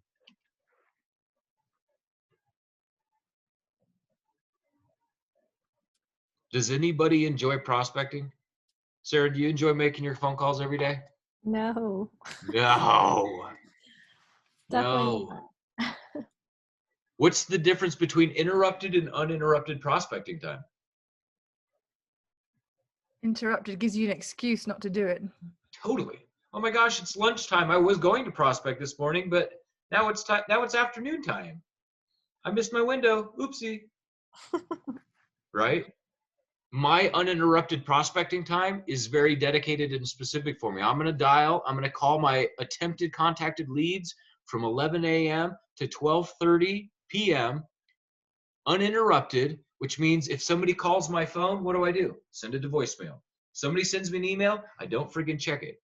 If somebody sends me a Facebook notification, I don't pop into it.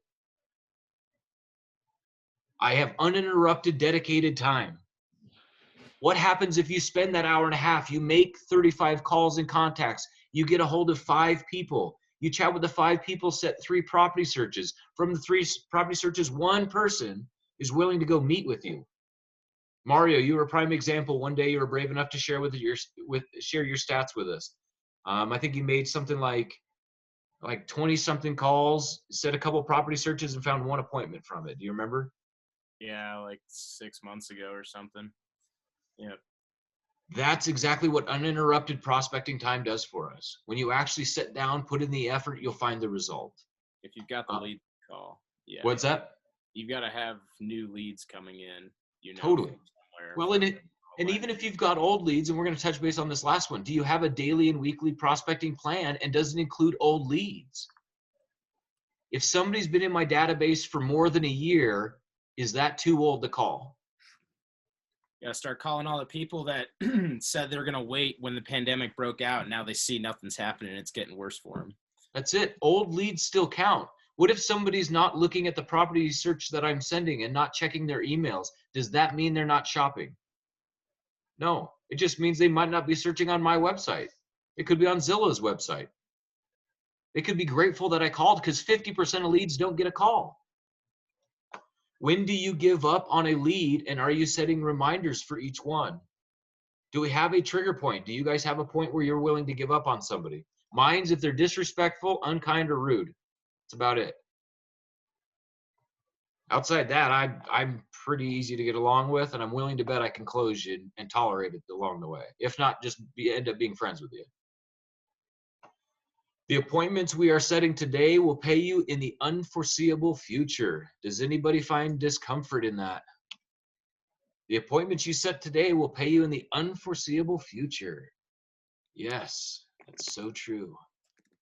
Can't count on it. You don't know when it's coming. You don't know when it's actually going to fruition or when we're going to close. I've had clients I've been writing offers for, Ed and Bonnie. I've had them under contract 4 times now. Never closed a deal. I've shown them, I can't even tell you how many properties, hundreds of properties over 3 years. Are you prospecting daily with an understanding that it will pay you tomorrow? Set one of the 3 appointment types and follow-up plan that help your clients reach their goals. Are you setting appointments? It really does boil down to appointments. Are we considering these things? Pipeline stages, your follow-up strategies and conversion best practices, conversational scripting and pushing for the appointment, daily and weekly prospecting schedule and pipeline saturation plan, creating and implementing automated prospecting support. If I have 10 leads in my database, do I need automated prospecting support? Probably not. I hope you can correspond with 10 people each week. If you have 1,000 people in your database, should you incorporate and implement automated prospecting support? Absolutely. Even if my people get a text message from me every 3 weeks-ish, at least they know that they're hearing from me. Hey, wanted to check in, see if I could adjust your search. Let me know if you need anything. Hey, how's your summer going? Love to check in. Hey, you want to get out and see properties this weekend? It should be a great weekend to shop. Sending out automated correspondence at least lets them know that I'm still engaged and involved. It's passive in its own nature, but it keeps me front of mind, and it also lets them correspond with me where they're at. Creating and implementing automated prospecting support, I think, is imperative once you've started to acquire the leads that you need. It says the number of leads you have means nothing if you have no follow-up plan. Take charge of your business and control your income through follow-up strategies. Sarah, do you have any specific strategies that you stick to? Is there a plan to a method to your madness? For my follow-up? Yeah. Not necessarily. I guess I'm like, I do like follow my calendar like crazy. So even if I do, like, I know Sync has those, you can set, reminders and stuff, but for me, even if it's somebody I know I don't want to forget about, I'll put it on my personal calendar, like call this person a week out, or, whatever the steps are they are in. And I just like religiously follow my calendar, I guess, with anything like that. Or of course, if I put that I'm going to make calls for this hour, this day, it's like, it's there. I like have to, I can't make an excuse kind of thing. So I guess it's my main strategy for follow-up and just trying to, I guess, stay organized so I don't miss anybody. But totally. I think the calendar is the big one. So setting very specific and deliberate reminders, and that's for the cream of her crop. Those are for the best clients, the clients that she knows are coming in the pipeline, right? The next big thing that she says, she does dedicate specific time towards prospecting. She does dedicate that uninterrupted time. Is it easy for us to make excuses to stop doing the work that we don't enjoy? Yes. I think I heard somebody, I don't remember who it was, but said that they cleaned their refrigerator instead of prospecting one time. Right? I sometimes like doing projects that I got to get this done too. It was on my list to do. I think that we have to make it a priority for us to actually put in that time for prospecting and uninterrupted time as well. Turn off your phone. Don't answer it. Don't respond to texts. Don't respond to your Facebook notifications. Stay engaged and involved. Here's Sync Basics. I'm going to jump into Sync real quick. Oh, I didn't want to stop.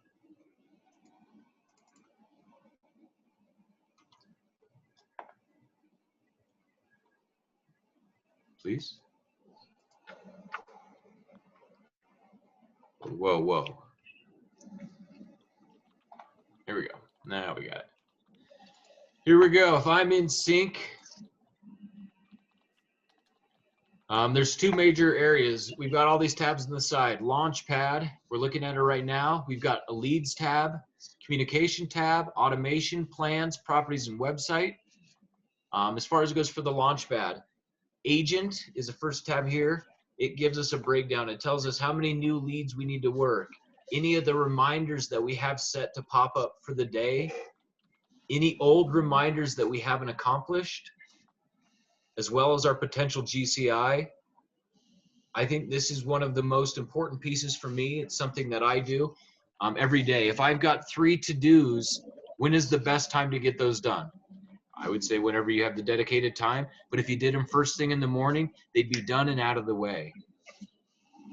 Do we have to have a conversation with everybody we have a reminder set for, or is sometimes a voicemail just as sufficient as that conversation? I think it depends on the client, but sometimes that voicemail is more attractive to me than having the conversation. Hey, just wanted to check in, make sure nothing had changed. Love to get you out this weekend. Give me a call, thanks. Sending the text, the exact same thing. Hey, just left you a message. Love to show you property this weekend. Let me know how your weekend looks. Viewing my potential GCI is what makes me feel better about my week. It also makes me hungry to convert the leads that I have to grow this potential GCI. Call summary report. I like this. This gives us a good gauge on what we're actually accomplishing from today. How many calls have I made today? None. Right? I better fix that.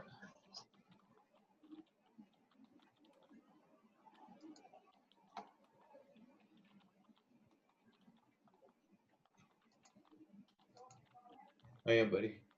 Did you need something? Will you help him when he comes to the door? So if I go back to my Launchpad, I go to my call summary from today. Jared, how many calls did I make today? 1 call to 1 lead, right?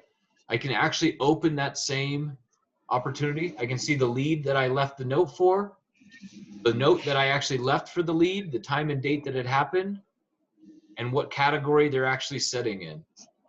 Me using this call summary report is something that I think is imperative on the end of your week or at the end of your day. If I went through and it says that I made 0 calls or I made 1 phone call, and I know that I made at least 25 phone calls, what usually happened is I didn't log my calls for the leads that I dialed. What happens if you don't log your calls and don't log your notes? You don't remember. Using this call summary to review what you've accomplished also helps you realize what it takes for you to set an appointment. If every day I make about 35 phone calls and every day I set 1 new appointment, I start to realize I have to make how many phone calls to get an appointment. If I make 50 phone calls and never make an appointment, I make 100 calls and I make 1 appointment.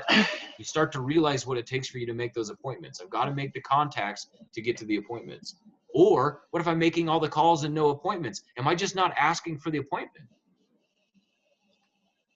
Using this call log is what'll help keep you focused. Any questions about the Launchpad or the actual call summary report?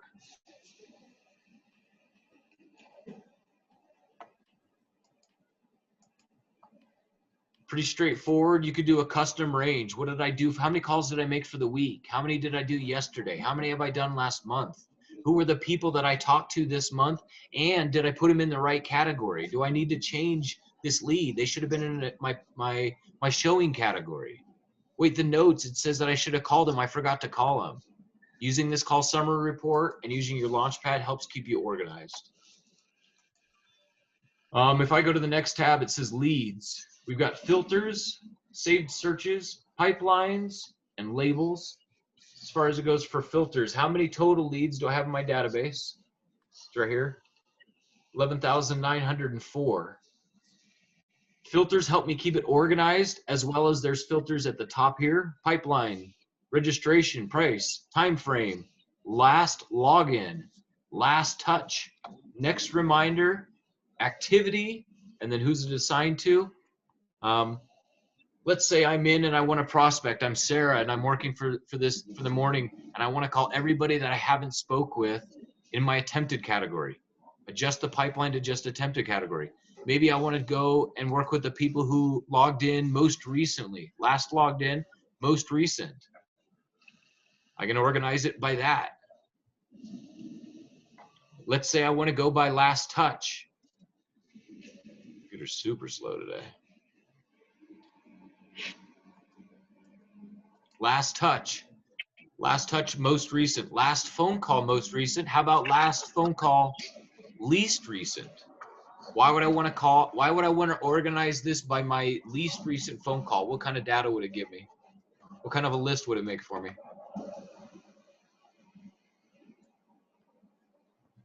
Least recent people that I've contacted. Maybe some that have fallen through the cracks.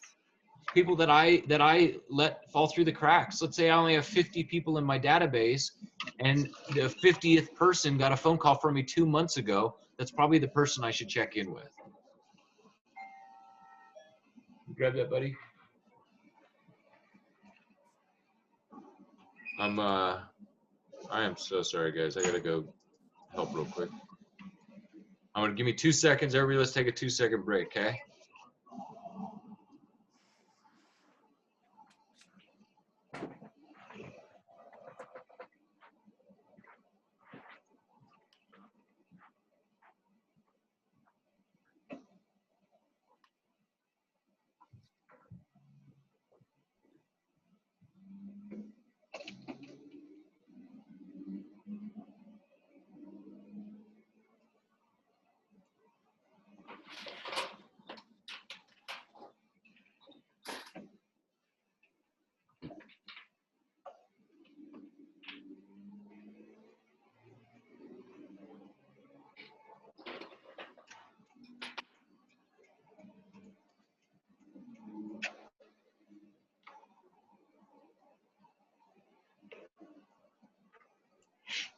Okay, I'm back and I got more coffee.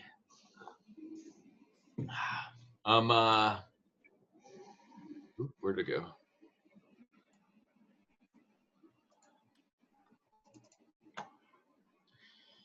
So let's go back. We're at filters. Number of saved filters right here says show all filters. Filters is something that I would spend time doing once you start acquiring more leads than you can handle. When you've got a database of 1, 2, 3, 10 leads, it's pretty easy. They all fit on one page. Saved filters. This is something new: leads that you haven't contacted. If you've got any in the system, click there. 30-day follow-up calls. This you could click this, and everybody that popped up hasn't had a phone call in at least the last 30 days. Next reminders today or past. This would be everybody that you set a reminder for that you've never accomplished, that was either for today or in the past. These would help keep you organized if you needed something to do. Hey, wait, do I have any leads that I've never spoke with? Are there leads that I haven't talked to in the last 30 days? Is there reminders I haven't accomplished? And if so, clicking these will send you right to them. Pipeline stages. As far as it goes for any lead, pipeline stages are right here. New lead, attempted contact, contacted, appointment set, showing, under contract, and sold.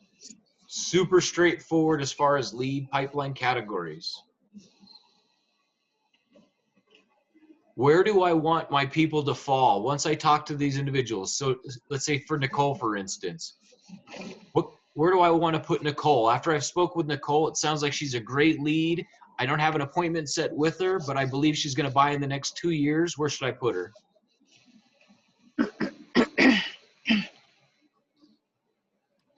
Sarah, where would you put somebody who's going to buy in the next 2 years, but not ready for an appointment? Probably contacted. I would put them in the appointment category. Personally, if I put Nicole in my appointment category, right, where does she begin to show up? Potential income.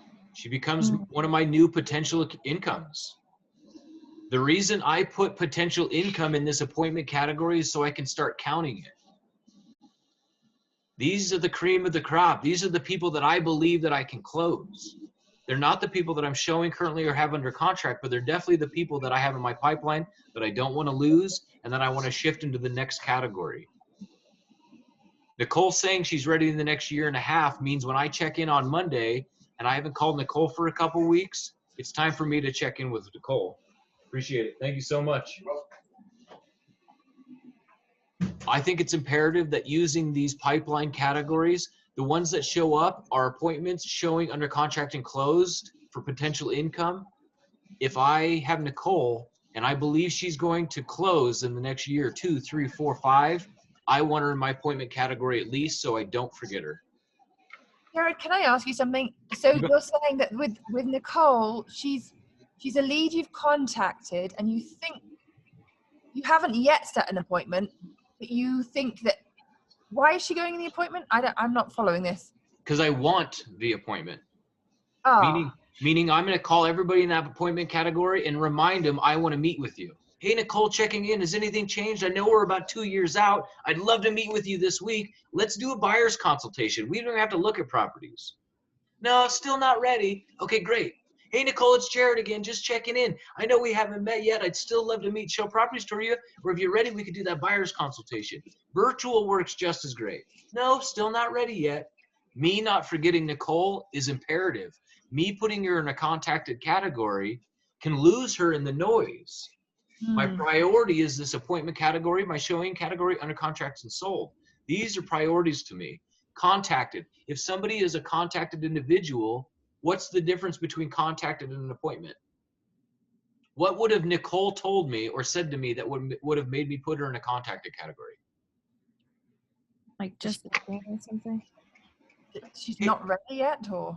Mel, here's how it would work for me. Hey, Nicole, just wanted to check in. Thanks for registering with me. It looks like you might be searching in our data. What can I do to help?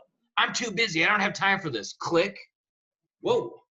Okay. Well, I did talk to you technically, but I got absolutely nothing from you. You kind of were abrasive and maybe a little rude. You're not a priority. I don't even know if I could get anything from you because you wouldn't even fucking talk to me. Right? So I contacted you, but I don't feel good about it. If that's how I do it too. I think it's like the feeling, like after you have a conversation with someone, you're like, okay, I could talk to you again, or you would remember me. Of course, we'll go on the appointment. Totally. Or I want you to remember me. Yeah, right? yeah. Right. If it's something, anything less than me feeling good goes to appointment. Me kind of not feeling so good, and we did get to talk. You have a cattle farm with, a cattle farm in Ohio. Yeah, we spoke, but I don't know if I believe we're going to close. So for me, the contacted and appointment category are very different. I either believe I can close you, I put you in an appointment, and I fight for the appointment, or I'm not sure I'll ever get to close you, and I'm not really all that eager to keep calling you and fighting for something that might not even happen. If I have a category that's so full that I can't call contacted people, is a good thing. If I have nobody in the appointment category and everybody's in contacted, I need to get you shifted into that category. If Nicole told me to pound sand, I have to keep calling Nicole if she's my only lead. Hey, I know you didn't want to talk to me. How about now? Right? Does that kind of help as far as those pipeline categories? I think this is the most imperative piece, is keeping these organized. Sarah, how many leads do you have in your database? Do you know? Ish? I think, I don't know, maybe like, actually, I'm not sure. I could tell you. Like 500, 300, 500? 387.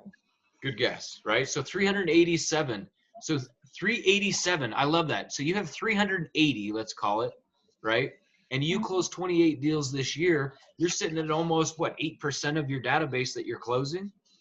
Most of Sarah's database is probably a lot of sphere of influence and referral networking. Organizing by pipeline stages, I think, is imperative. Labels I don't use very frequently, but they're labels that if you wanted to use them, you can. I think labels are a little distracting for me personally, but they're there if you need them. I think keeping the appointment category or the pipeline category is the most imperative piece at logging phone calls and notes. As far as it goes for sync, does anybody know what this little globe at the top right corner is?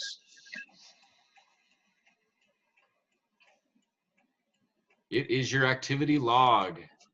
If I went into here, views, favorites, agent action, and communication, if I go to views and favorites, nobody in my database is shopping. There are no views or favorites. But let's say Nicole went in and was shopping for properties today. It would say Nicole viewed this property, and it would have her property address.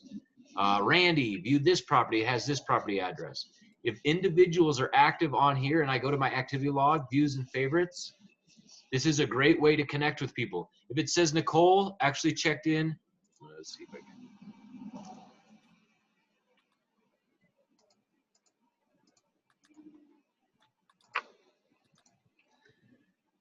If it shows the individual looking at a particular property, one of the easiest ways to approach him, so here's Kelly. Kelly. Or don't. Why won't you show me, Kelly? This is how old my leads are. That they looked so long ago, it won't even show me. I should be able to pull up Kelly's property search. Let's say Kelly looks at ABC 123 Elm Street. It's easy for me to make the phone call. Hey, Kelly, just checking in. Wasn't sure if you noticed the property at 123 Elm Street. Usually the individual says, oh my gosh, I love that property. I looked at it 3 times. Oh, that's funny, I could tell. Don't you just click on the name, Jared, and then activity, and it shows you everything that they've been doing?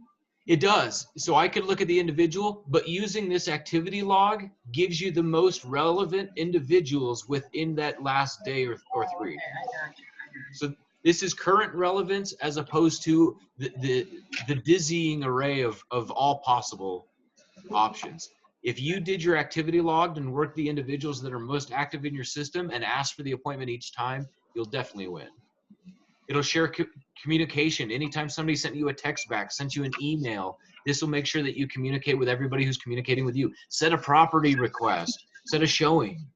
This is where you can find the activity that's most relevant and most recent. Jared, then from a newbie, I'm not quite understanding. These are property searches that are set up. I will no longer use the property search through the MLS, through RE Colorado. I use it here, right? I don't use the property search in RE Colorado until I have them actively shopping.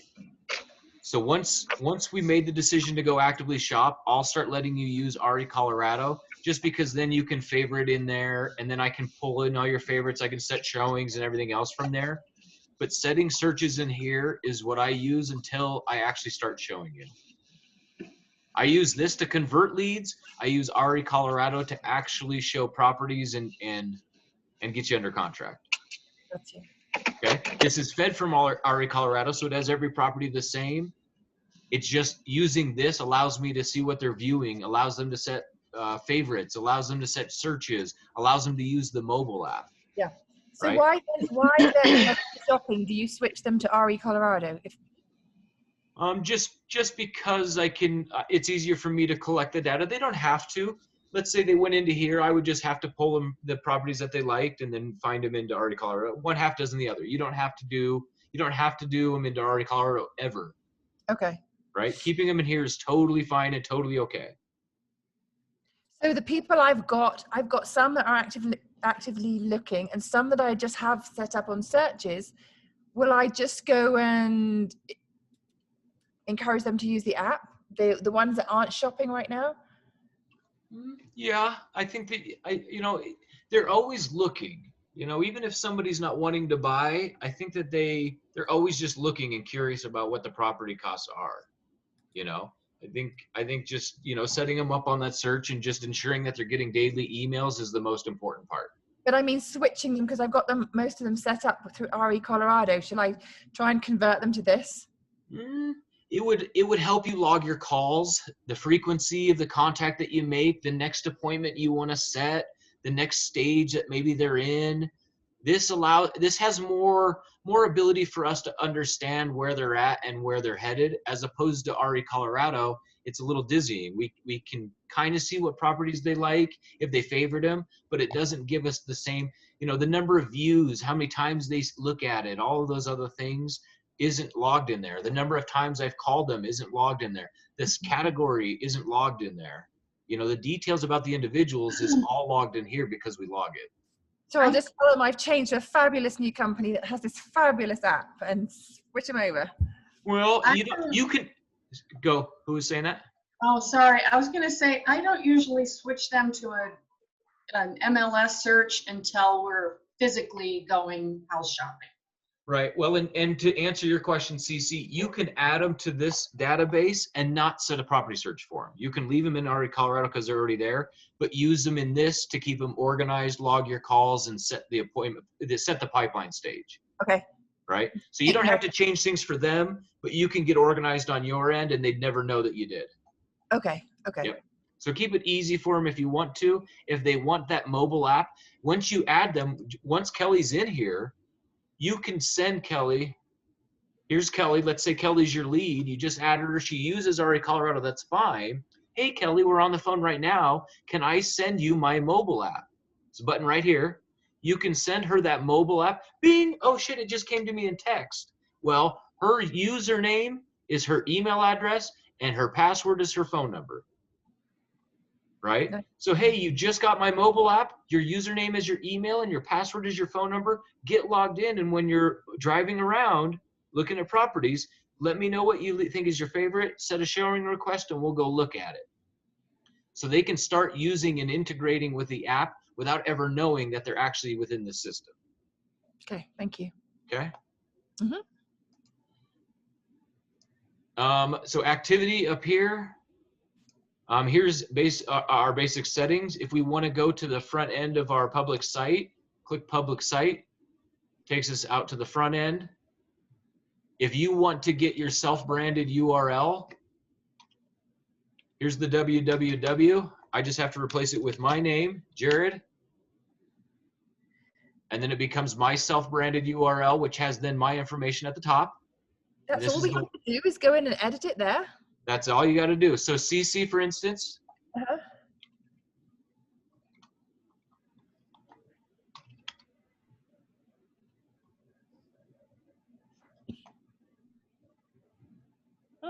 Wow.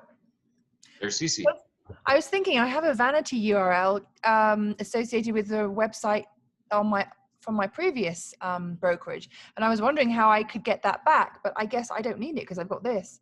Here's what's nice about this system is it you can add things, you could blog on it, you could add your own little elements to it, but really it just gives what people want, the ability to search for properties and your ability to communicate with them.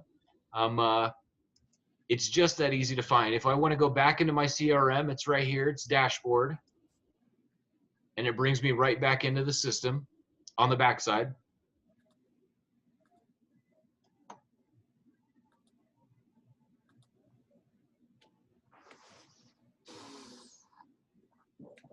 As far as it goes for profile and settings, here's where you can come in, you can adjust your signature, you can add any of the additional details, You can add your social media links that'll be incorporated into your signature as well, so they can stay in touch with you. You can adjust your site subdomain, meaning Jared at Homes for Sale. I could change it. Maybe I want it to be the CC Team, right? Or I want it to be Team Brewer, or whatever you want. You could adjust the actual site subdomain there. Your settings, any of the integrations that you might want to incorporate, notifications. Notifications in most everybody's should be turned on, but I would check your notification settings and make a note for it. Right here is where you'll start getting text message or emails for any of these categories. If you set a reminder for yourself, it'll send you an email and a text to remind you, hey, bing, oh shoot, I got to call Jay Nunez today at 3 p.m. I'm glad I got the text notification. Ensuring that these triggers are all turned on is imperative. Here's one, high property view, it'll send you a text. Behavioral messaging down here at the bottom is one of the most important pieces. If the lead updated their cell phone number, it'll send you a text. If the lead favorites properties, notification when the lead favorites 3 properties within 14 days, it'll send you a text. Contacted lead activity, notification when the contact lead has actively has activity after 30 plus days. Inactive and all of a sudden pops back on, sends you a text. Oh my gosh, CC's back on the website. All of these notifications help you manage your database in a passive manner, in a sense that it'll tell you when these triggers are hit or any of these triggers are hit. Somebody sets an appointment. Right now, if somebody sets an appointment with me, I get an email. Do I get a text message? No. I think it's imperative that I get the text message so I actually get their appointment request, right? Make sure these notifications are all turned on to your liking. If you don't want text messages, turn them off. But your notifications is definitely a big part of this. I found all of that right here in your profile and settings at the top. Profile and settings.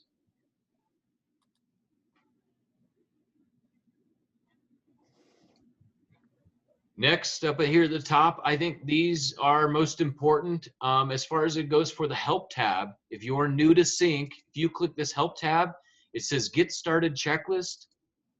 It actually gives you these 4 steps and a completion bar that'll walk you through the basic elements. The same thing I'm teaching now is all taught here.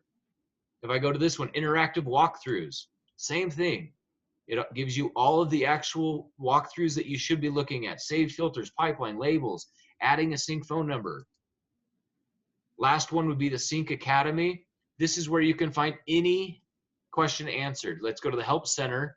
It actually brings us to the Help Center. Let's say I'm having a tough time remembering how to log the call, or let's say set a property search. Let's go set search. Right off the bat, creating, editing saved searches, new updated saved search editor, use the map to draw a saved search, delete a saved search, edit and create saved searches, how to send leads the link to their search. This is what I believe is one of the most important pieces, is actually just going here and asking the questions. I'm 100% available, but I tell you, they're already going to have the answers to it. Not only do they have the answers, let's go to it real quick. Set search. Set search, let's go create editing search.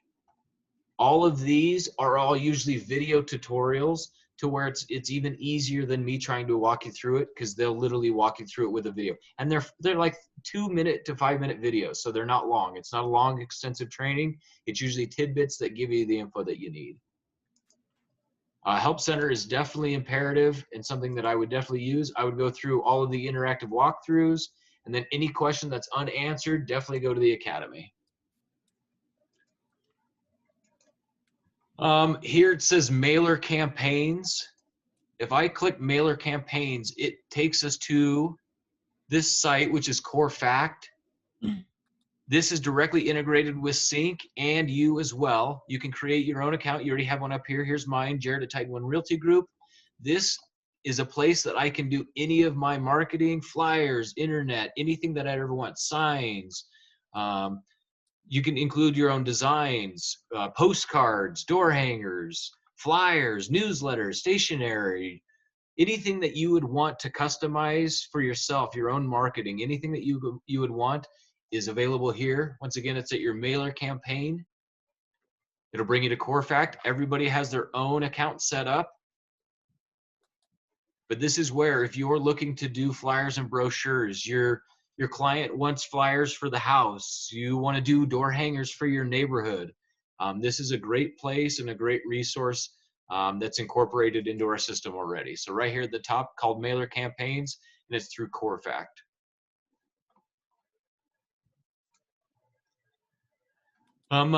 As far as it goes, let's swing back over, cover the things at the top.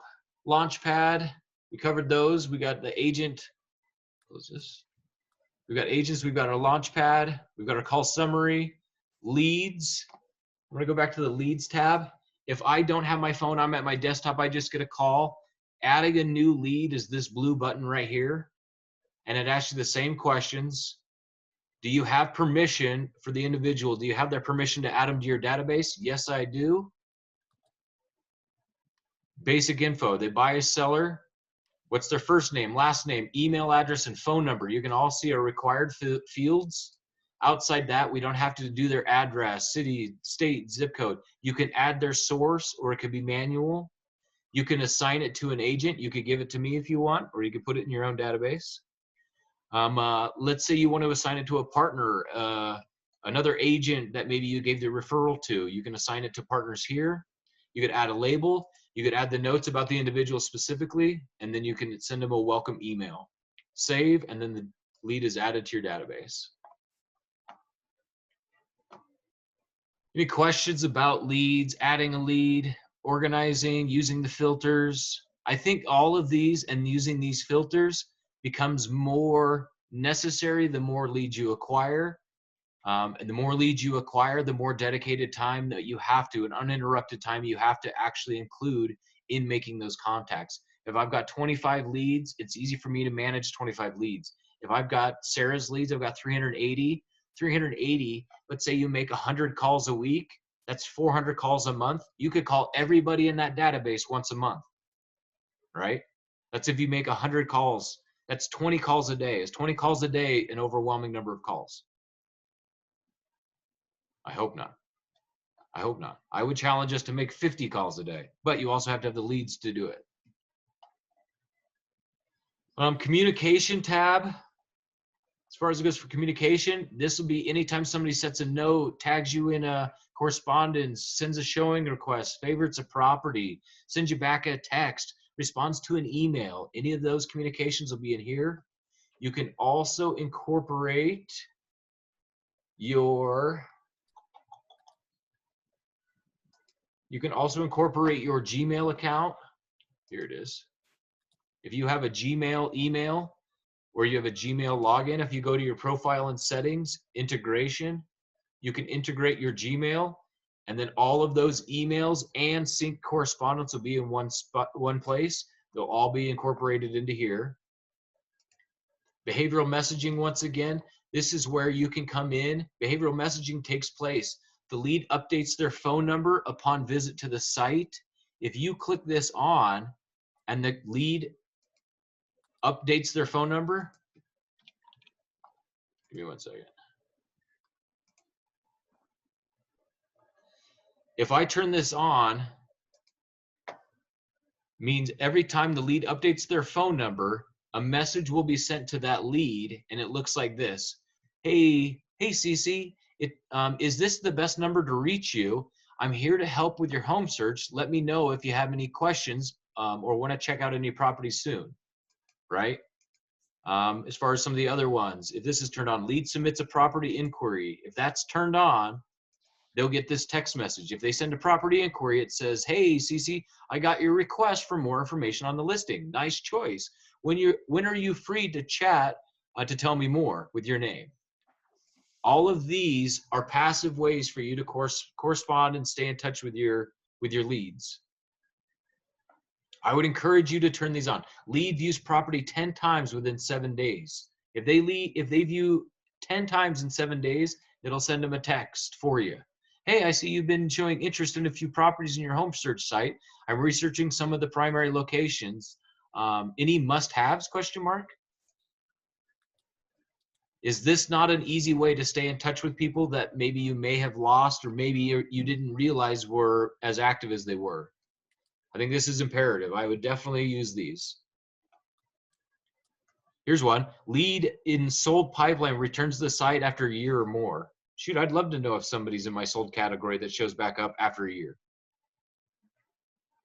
Behavioral messaging is nice. Auto tracks. As far as auto tracks and our automation, this is where we were talking about automated drip campaigns. I can start a new auto tracks. These automated setups are sending out either texts or emails based on any of these campaigns. They have automated campaigns created. Here's a nurturing one, a buyer long-term, a seller long-term. We've got some buyer ones, a buyer nurture. It includes 4 emails. We have a buyer, buy a COVID inactive. It's got 1 email.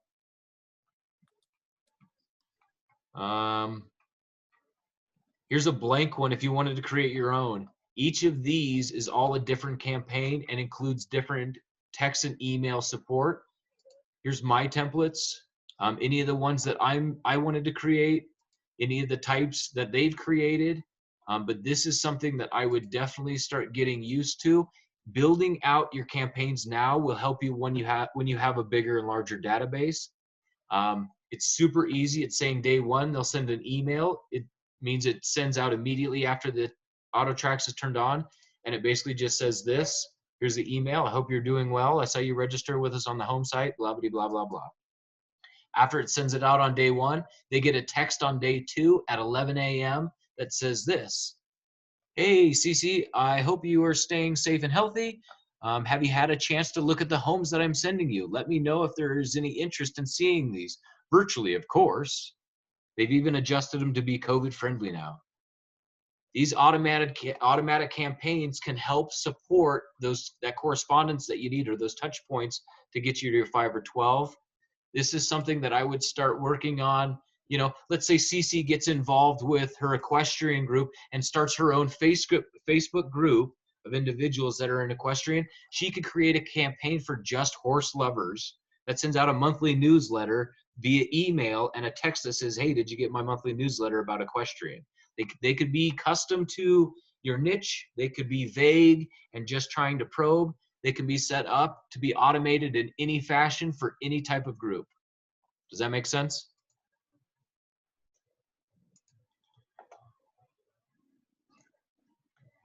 I would definitely say spend time with auto tracks if you're starting to get overwhelmed and not able to maintain the database that you're growing. If you have 380 leads or more, like Sarah said, she relies on these auto tracks to send out those texts and emails for her, as well as she relies on them to get her clients communicating back with her. Plans, I wouldn't worry about that too much. Plans would only be if you wanted to incorporate a sequence. Once I get you under contract, here's the plan, and then it'll break out a plan for you. I don't work like that. I don't need that. I understand what my plan is. Properties is another tab for us. What's nice about the properties tab is you can add a pocket listing, right? Let's say I'm going on a listing presentation this evening, and I'm going, let's just use this one for instance. Let's pretend this is my pocket listing, Taft Way, $799, 4-bed, 3,300 square feet. If this happened to be my pocket listing, I can go right here and it will cross-reference my database to see if anybody in my database might like that listing. If I go to buyer matches, click it, I have nobody within my database that likes your property. Is that an attractive sales point to somebody when I'm on a listing presentation? No, right? I'm gonna go in here real quick. Give me 1 second. Let's say I had an active pipeline. I've got Sarah's pipeline of 380 people. I add my pocket listing on Taft Way and I go to buyers matches.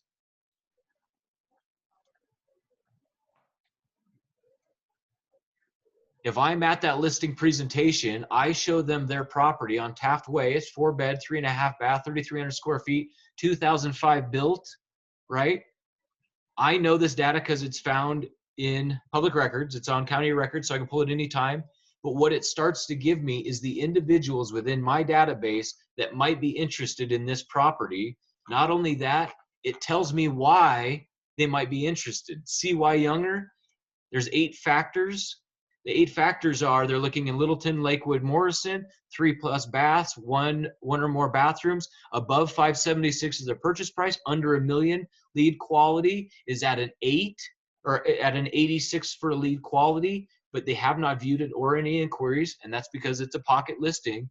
But if I wanted, I could go to CY right then and contact her directly, or I can actually pull up all of the leads that they believe are in my database, and it'll bring them all up in sequence for me. Maybe. It's thinking. How did you get to this page, Jared? Right here on the sides, it's the Properties tab. When you click on the Properties tab, right up at the top, Properties, it said Add Pocket Listing. Oh, okay. Adding the pocket listing would be where it shows up here, Show Pocket Listings. But it's the same scenario here as if we had added Taft Way. It'll just cross-reference those actual individuals based on where it's located and the features of that home. But then I can pull all of those. Come on, work. And I can have an actual list, and more times than not, I can find at least 100 people that you could cross-reference. And I use this a lot of the time when I go on listing presentations, because it gives me another advantage. Hey, look, I've got at least 38 people within my database that I could reach out to right now and at least pitch your home. If I can find the buyer sometimes, and statistically 12% of the time, I can find your buyer and save you that buyer co-op fee by treating them as a customer. How many people on a listing presentation can verify or show clients in their actual database, names, numbers, and then the actual factors that match with them? Here's their actual contact info. So I think this is a great tool to separate yourself on a listing presentation.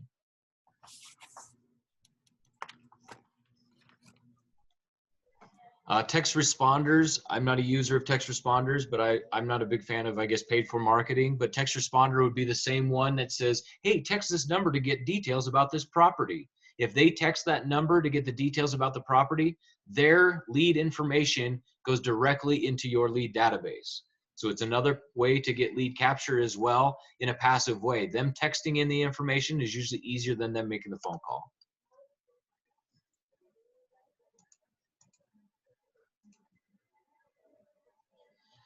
Any questions about that, the Properties tab? Pocket Listings is the biggest feature, I think.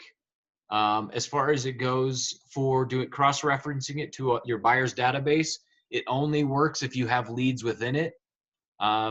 It definitely is an attractive tool for people who are wanting to list, and especially when we go on a listing appointment. Most everybody can put a sign in the yard and add you to the MLS, but outside that, most agents don't have any other distinguishing differences. Myself personally, I belong to 7 MLSs in Colorado. When I go to a listing presentation, I always encourage everybody to meet with other agents. And I also say the same things is, hey, I would also ask them, can they feature you on 7 MLSs in Colorado? And will they syndicate you to property search sites like Zillow? And I can also do it to 650 additional outlets. With that being said, I know my difference, but I also put myself in a position to where when I go to listing presentations, it's hands down a no-brainer why you're picking me. The last little tab on your left is the website. This is something where you can start blogging for yourself. Mario takes advantage of it, as well as creating any landing pages. Let's say you wanted to do an equestrian page like CC, or you wanted to do one that attracts divorced couples, or you wanted to do one that's for millennials trying to be first-time home buyers. Landing pages and blogging is something that you can add to your own self-branded website. Is also something that you can, and I think Mario did a great job. He would make a blog, but he'd also promote it socially. Making the blog is one part, but also promoting it is the next part.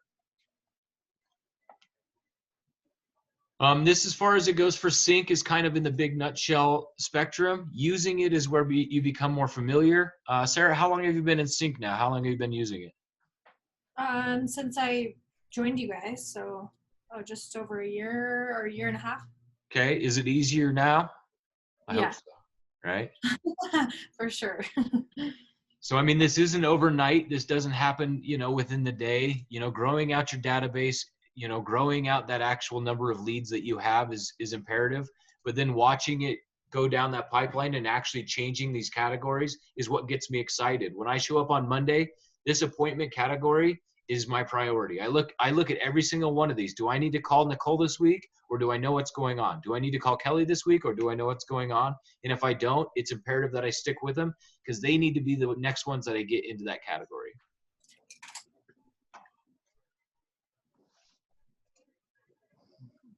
Any questions about sync? It definitely takes some time. Help center's the most imperative part. There's small questions. Wait, how did I do that? How did I adjust that? How did I get to that? How did he see that?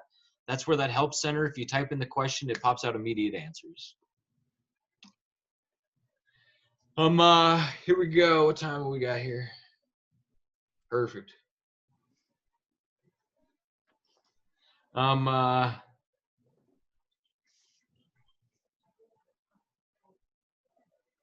Sorry.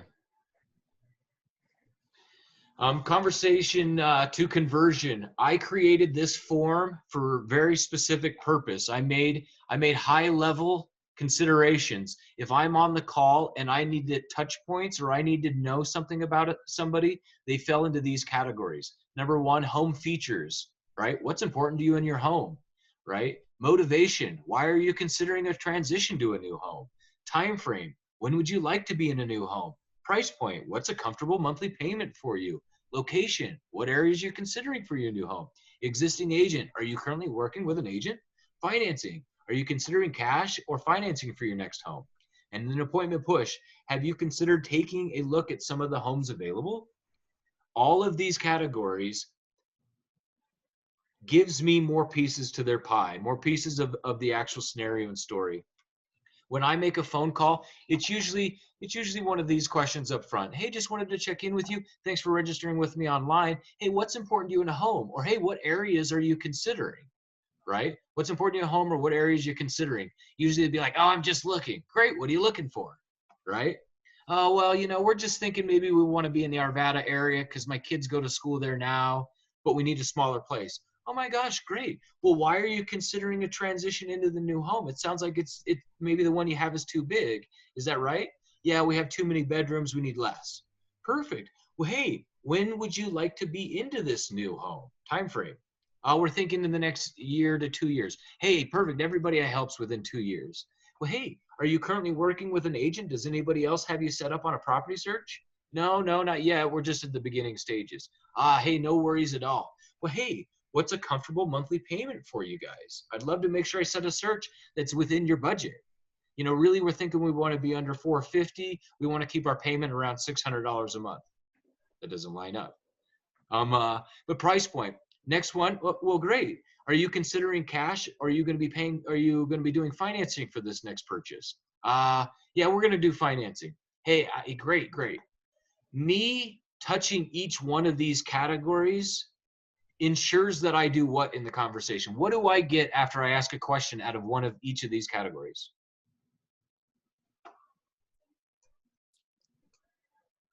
More info. What's missing if I've asked let's say I just call and I only talk about your home features, what will I know a lot about?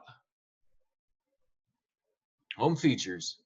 Yeah, about their home and not what they want. Sure. Let's say I get all your home features. I know what location you are. I understand your time frame and price point, but I never ask if you have an agent, and I never asked for an appointment. What did I just do with my time? Wasted. I just got all of the information and then didn't do the only part that fucking matters. Do you have an existing agent is a huge one. What if somebody says, yes, I have an agent? What's my question? Their name. Hey, thanks, Sarah. Did you hear that? So if somebody says, hey, yep, I've already got an agent. My question is, oh, great. What's their name? Is not a person, right? So I always ask that immediately. Hey, are you working with an agent? Does somebody have you set up on a search? Yeah, I do. Hey, great. What's their name? Hey, no worries at all. Once you start saying, I don't care at that point, I'll just say, hey, no worries at all. Do you mind if I'm an additional layer of service? I'd love to set you on a property search and help you if you ever need the assistance, right? I usually end up getting to work with people because they usually say, yeah, I already have an agent, because they don't want what? They don't want an agent, right? Me saying, can I be an additional layer of service, set you up on a property search? If they ever drop the ball, don't help you the way that you deserve, I'd love to be the one that helps out, right? Asking if they have an existing agent is imperative. If I can get all the other answers, they have no agent, I now become your agent. I say things like this, hey, are you paying cash or are you considering financing? I say, are you paying cash or are you considering financing? I say that because the person who has cash usually says, hey, you work with people like me with cash. If you don't got cash and you got to go financing, you're like, hey, this guy thinks I got cash, right? I like making people feel good. I like using this also as communication hot potato, in a sense that, what if I am so concerned with your financing and I keep hitting the financing piece? Will this make somebody feel uncomfortable or comfortable? Uncomfortable. Uncomfortable. This is the most uncomfortable piece of the conversation. If you've got money, you don't want to tell me. And if you don't got money, you don't want to tell me, right? I think financing is the most uncomfortable piece. Me playing communication hot potato and bouncing around this conversation allows you to remain flexible as I ask these different pieces. Me asking if you're considering cash or financing and then immediately shifting to a different location, what locations are you considering, doesn't keep the topic pounding in a sensitivity, if that makes sense, right? You end up having a conversation with me for 5 minutes. You've answered every one of these categories. I now know whether or not I want you in the appointment category, yes or no. Yeah. I also know if I want to set another phone call with you. Wait, shoot, I've asked enough questions to find out you're not the type of person I ever want to call again.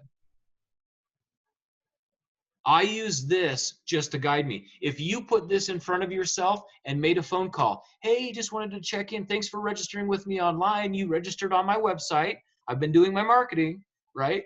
What are some must-haves in your next home? Oh, yeah, we're just looking. Oh, hey, no worries. What are you looking at? Is there a particular location that you're considering?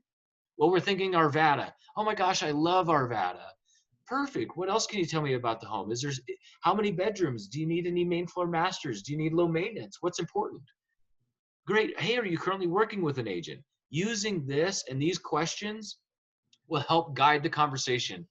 If I'm not asking questions, am I usually losing in a conversation?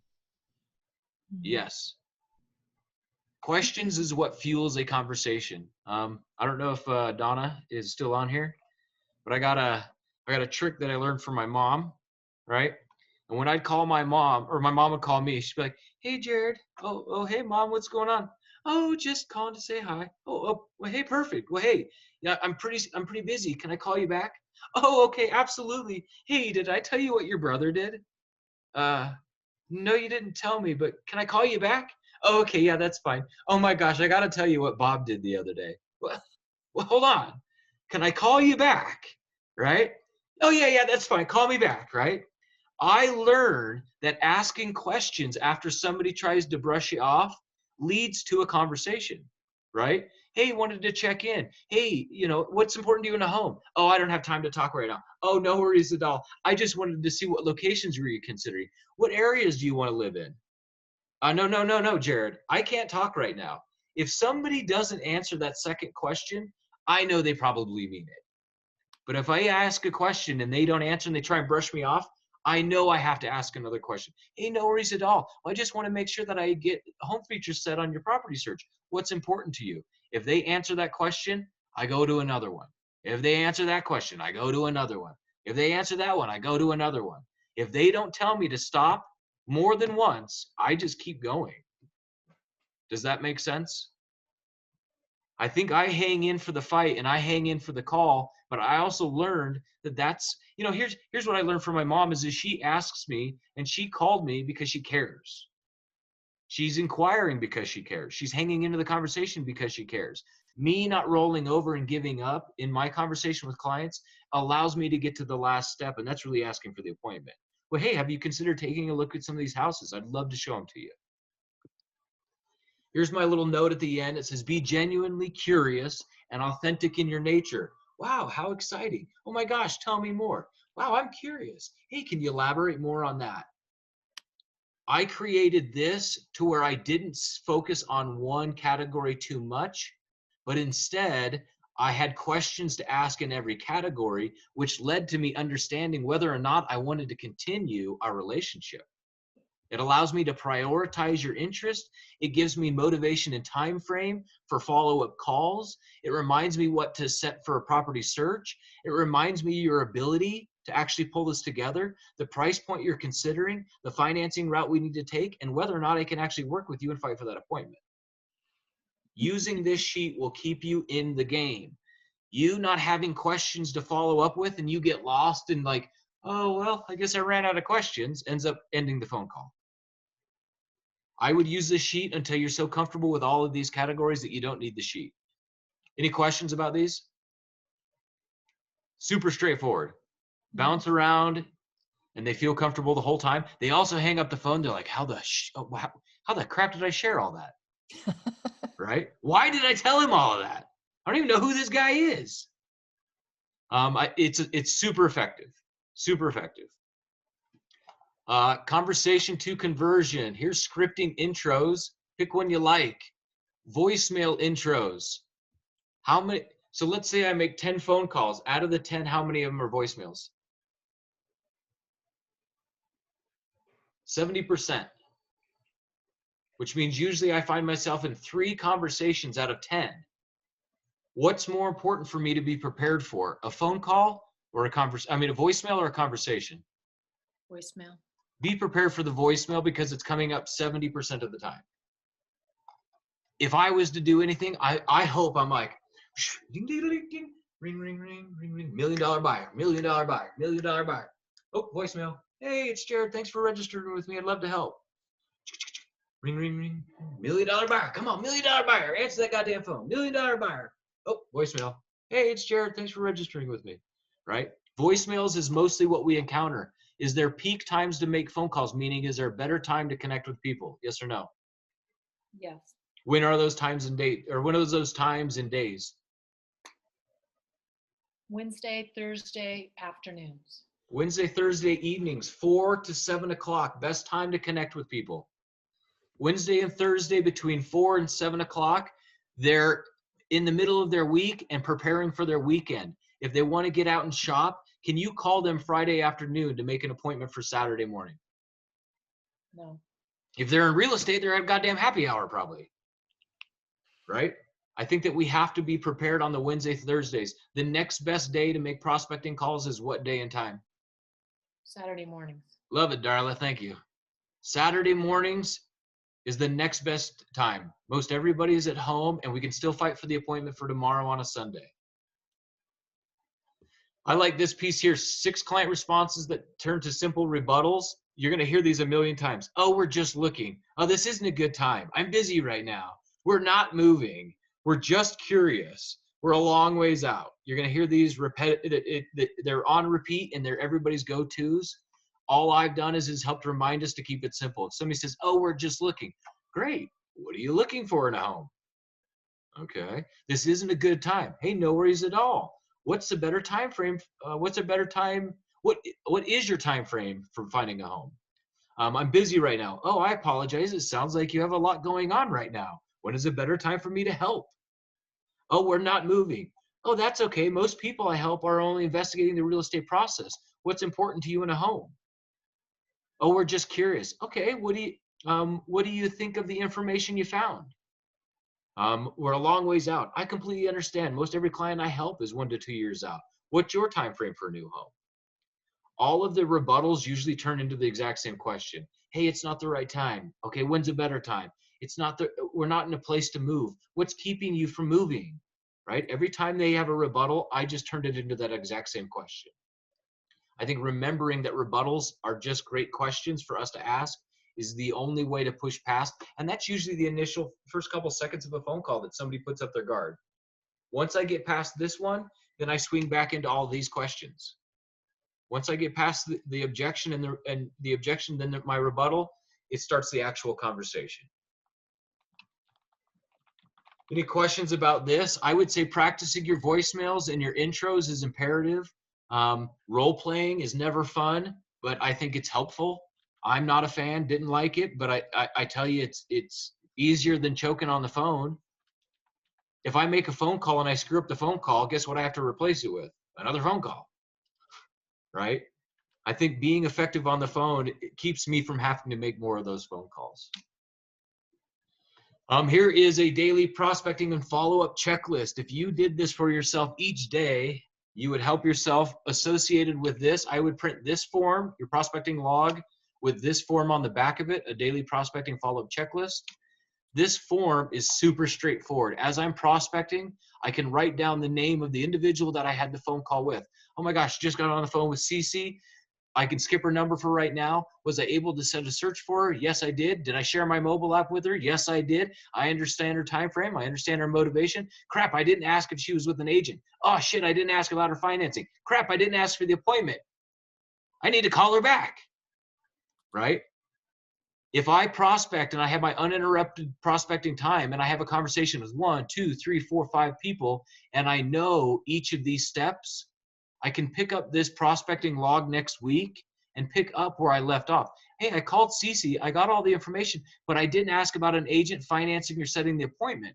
Hey, Cece, just wanted to check back in. I set up that property search. Did you receive it? Yeah, perfect. Have you been using the mobile app I sent to you? Oh, I haven't logged in. Hey, no worries at all. I definitely log in if you're wanting to shop. Hey, big question. Is anybody else sending you properties? Are you working with another agent?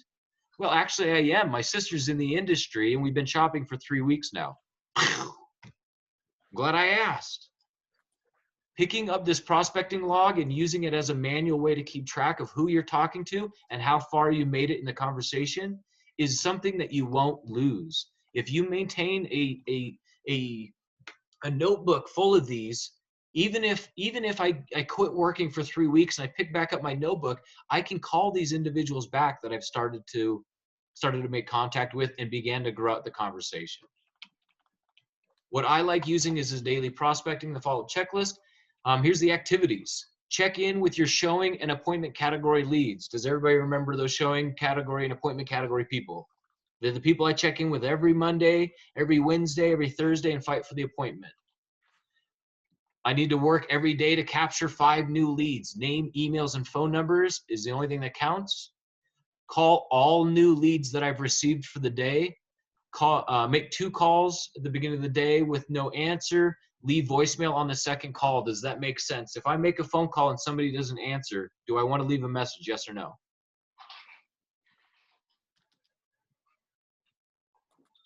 I call somebody, they don't answer, first attempt, and they don't answer, do I leave a voice message? No. No. I hang up. What do I do, Andrea? Call right back. You could call right back, the old double dial, right? That's what Brandon used to say. Call Yeah. twice. You can call them twice. I tell you this, there's nothing more annoying than calling somebody, they don't answer, you call them a second time, and then they do, and they're like, oh, you little shit. Yeah, I was never one of my favorite strategies. Not my favorite strategy either, but I am a huge fan of 2 calls in one day. If I call you at noon, you don't answer, I hang up. I call you at 5. Me calling you twice in one day with hours of separation, you see that number come through a second time, what do you usually do? I think it must be important. Who's this? Right, they call me twice in one day. Yeah, let's see. Ah, shit. Right? They're a little less upset about it, but you also didn't do it you did it in a time period that worked, but it also wasn't immediate. Making 2 calls in the first day is imperative. Call 15 attempted category leads. Attempted category leads are the leads that we've called, whether once, twice, 100 times, and have never spoke to them. If I keep calling the people in my attempted category and I've never spoke with them and they don't opt out of communication, what do I believe? That they're still interested at some point. I love it, Cece. That's exactly what I believe. You keep getting my voicemails and you're like, hey, that's a guy that I might work with if I was in a position to actually want to buy or sell, right? I leave voicemails and keep continuing that follow-up to attempted leads because at some point when you're ready, you'll call me back. Next one, call 15 contacted category leads. Next one, send 15 prospecting emails. Great for leads with no phone numbers. Is emails an effective way to prospect with people that we have their phone number? No, it's not. They don't know who you are. There's no inflection in voice. There's no personality to it. It's robotic. And if somebody just gets in an email campaign with me and they email me for questions and won't take my calls, it's not a person that I usually want to work with, right? You respect my time as well as I respect yours. I want to find 10 new property searches each day. I want to set at least one new appointment today. Set a showing appointment, a buyer's consultation, or a listing presentation. I want to show properties each day. I want to know that I have a showing appointment for today. Do I get my showing appointment from today's prospecting? Not usually.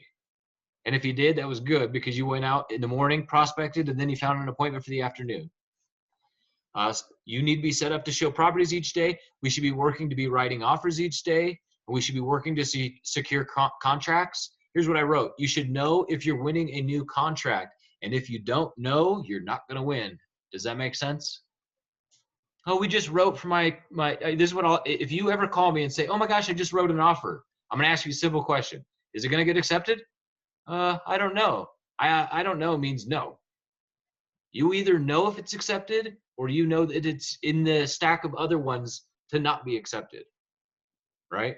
I think I usually know if I'm getting my contracts accepted, but I write with intention. Last part is we should at least have a closing a day. I want to close 30 deals a month, no big deal, or just one deal a month. If we're working towards fighting for any of these, all of these each day, you're going to find something. Smile and keep dialing, prospecting for conversation and grow conversion to set appointments. Use this log as you start to have those conversations. Once you have all of this manually written down, where do we want to reference this information at the end of the day? Where do you want to put all this data that you've collected? Sync. Sync. 100% sync. Log your calls, add your notes, set your reminders. Don't lose this sheet. This sheet can be hanging out with you for years and months. You can reference this sheet at any time. Use this sheet in just a way to keep yourself organized as you're working. Here we go. Success or failure, it's all up to you. Failure is success. Why other agents fail? Because they won't prospect. They won't follow up. They won't follow through. What's the difference between follow up and follow through?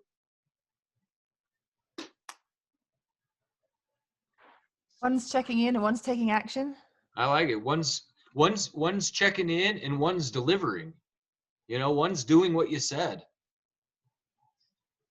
Will I commit to something I can't deliver? Never. Will I tell somebody I'm not the best resource for that and not commit to it? Always. Other agents fail because they won't recover from adversity. What's adversity that we might face in some of our days? Oh my God, getting fired is the worst. Yeah, shit. Overcome adversity. Happy hours are not the solution. Right? Overcoming adversity. I'm going to say this. If I'm dedicating my time to prospecting and my first phone call, Jenny, you're on the call right now. When you made a call to that gentleman, what was the first thing that he said? And it started with the C word. I think I lost her. Jenny made a phone call, and the first thing right off the guy's mouth was he called her a C-U-N bad word. Right? And that was one of the first phone calls of her day. Do you think she gave up on her day or used that to fuel the rest of her conversations? I think overcoming adversity is back and gave him a piece of my mind. Yeah, see, and I wouldn't. I would have moved the hell on to somebody who wants to benefit from my service. I need somebody who wants to close a deal. Here's the next reason agents fail. Won't reach their smallest goals. What are some of the smallest goals we set for ourselves each day? Getting out of bed is mine. I like that one. I Hey, was gonna say making your bed. hey, making your bed, getting out of bed. First step is it. Hey, let's be honest. That's the smallest goal. Waking up with some motivation. Waking up with intention. Those are the smallest goals. I think the reason we end up failing in our days is we're not reaching even the smallest goals. We won't make corrections or adjustments. We won't challenge ourselves to grow. We won't utilize and establish a team. We won't be self-motivated, and we don't take action. I would say if you were to print anything off and do a little daily affirmation for yourself, it would be to remind yourself this: I will prospect today. I will complete my follow-ups. I will achieve all of my follow-throughs.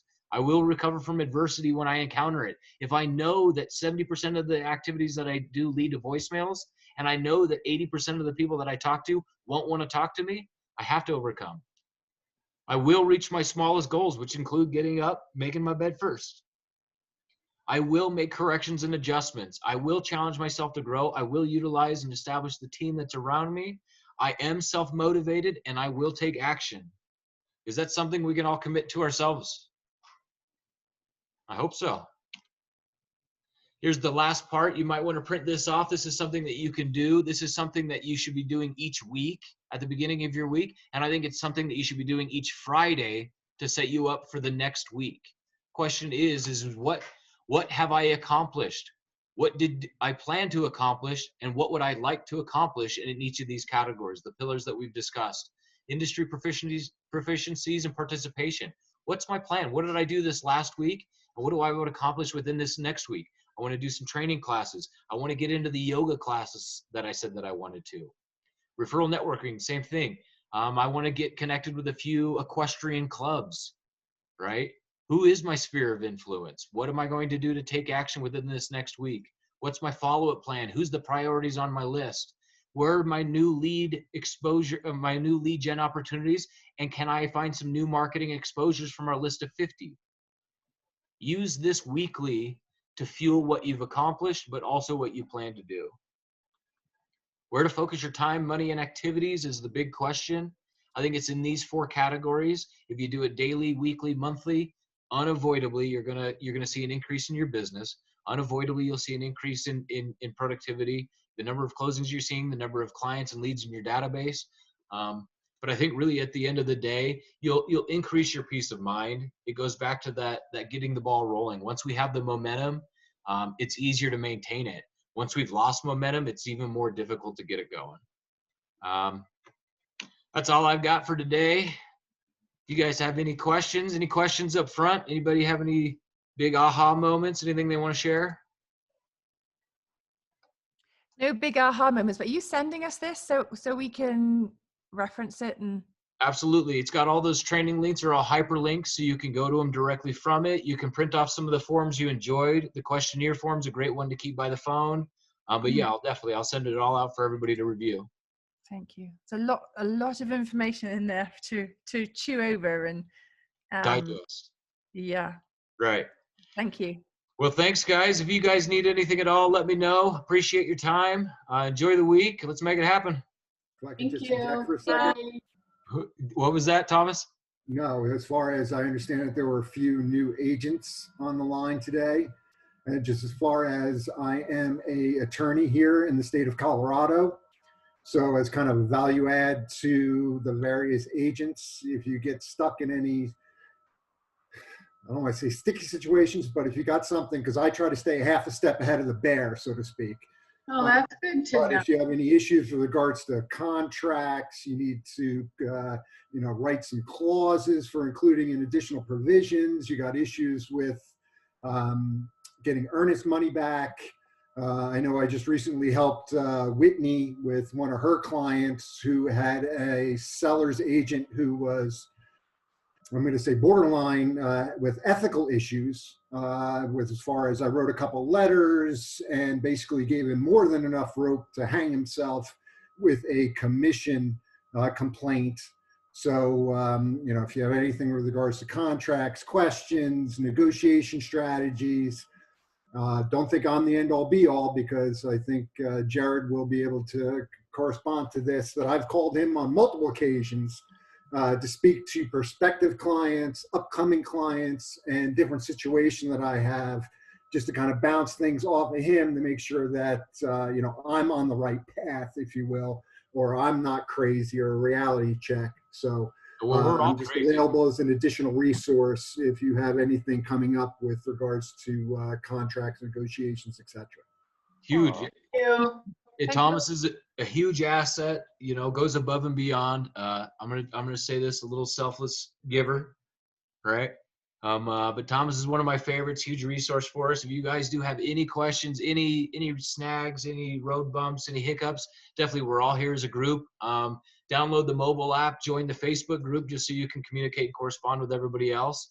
And also the actual, as far as it goes for CC and Blake, the agent, what do I want to say? Agent phone list database. All of us in the group is all available there to get phone numbers and emails for anybody if you wanted to connect with them too. So Where is that? in the mobile app, the Titan One Oh, Realty okay, Group. okay. Thank you. You bet. Thanks, guys. Enjoy the day. Get out there and prospect. Bye. Bye.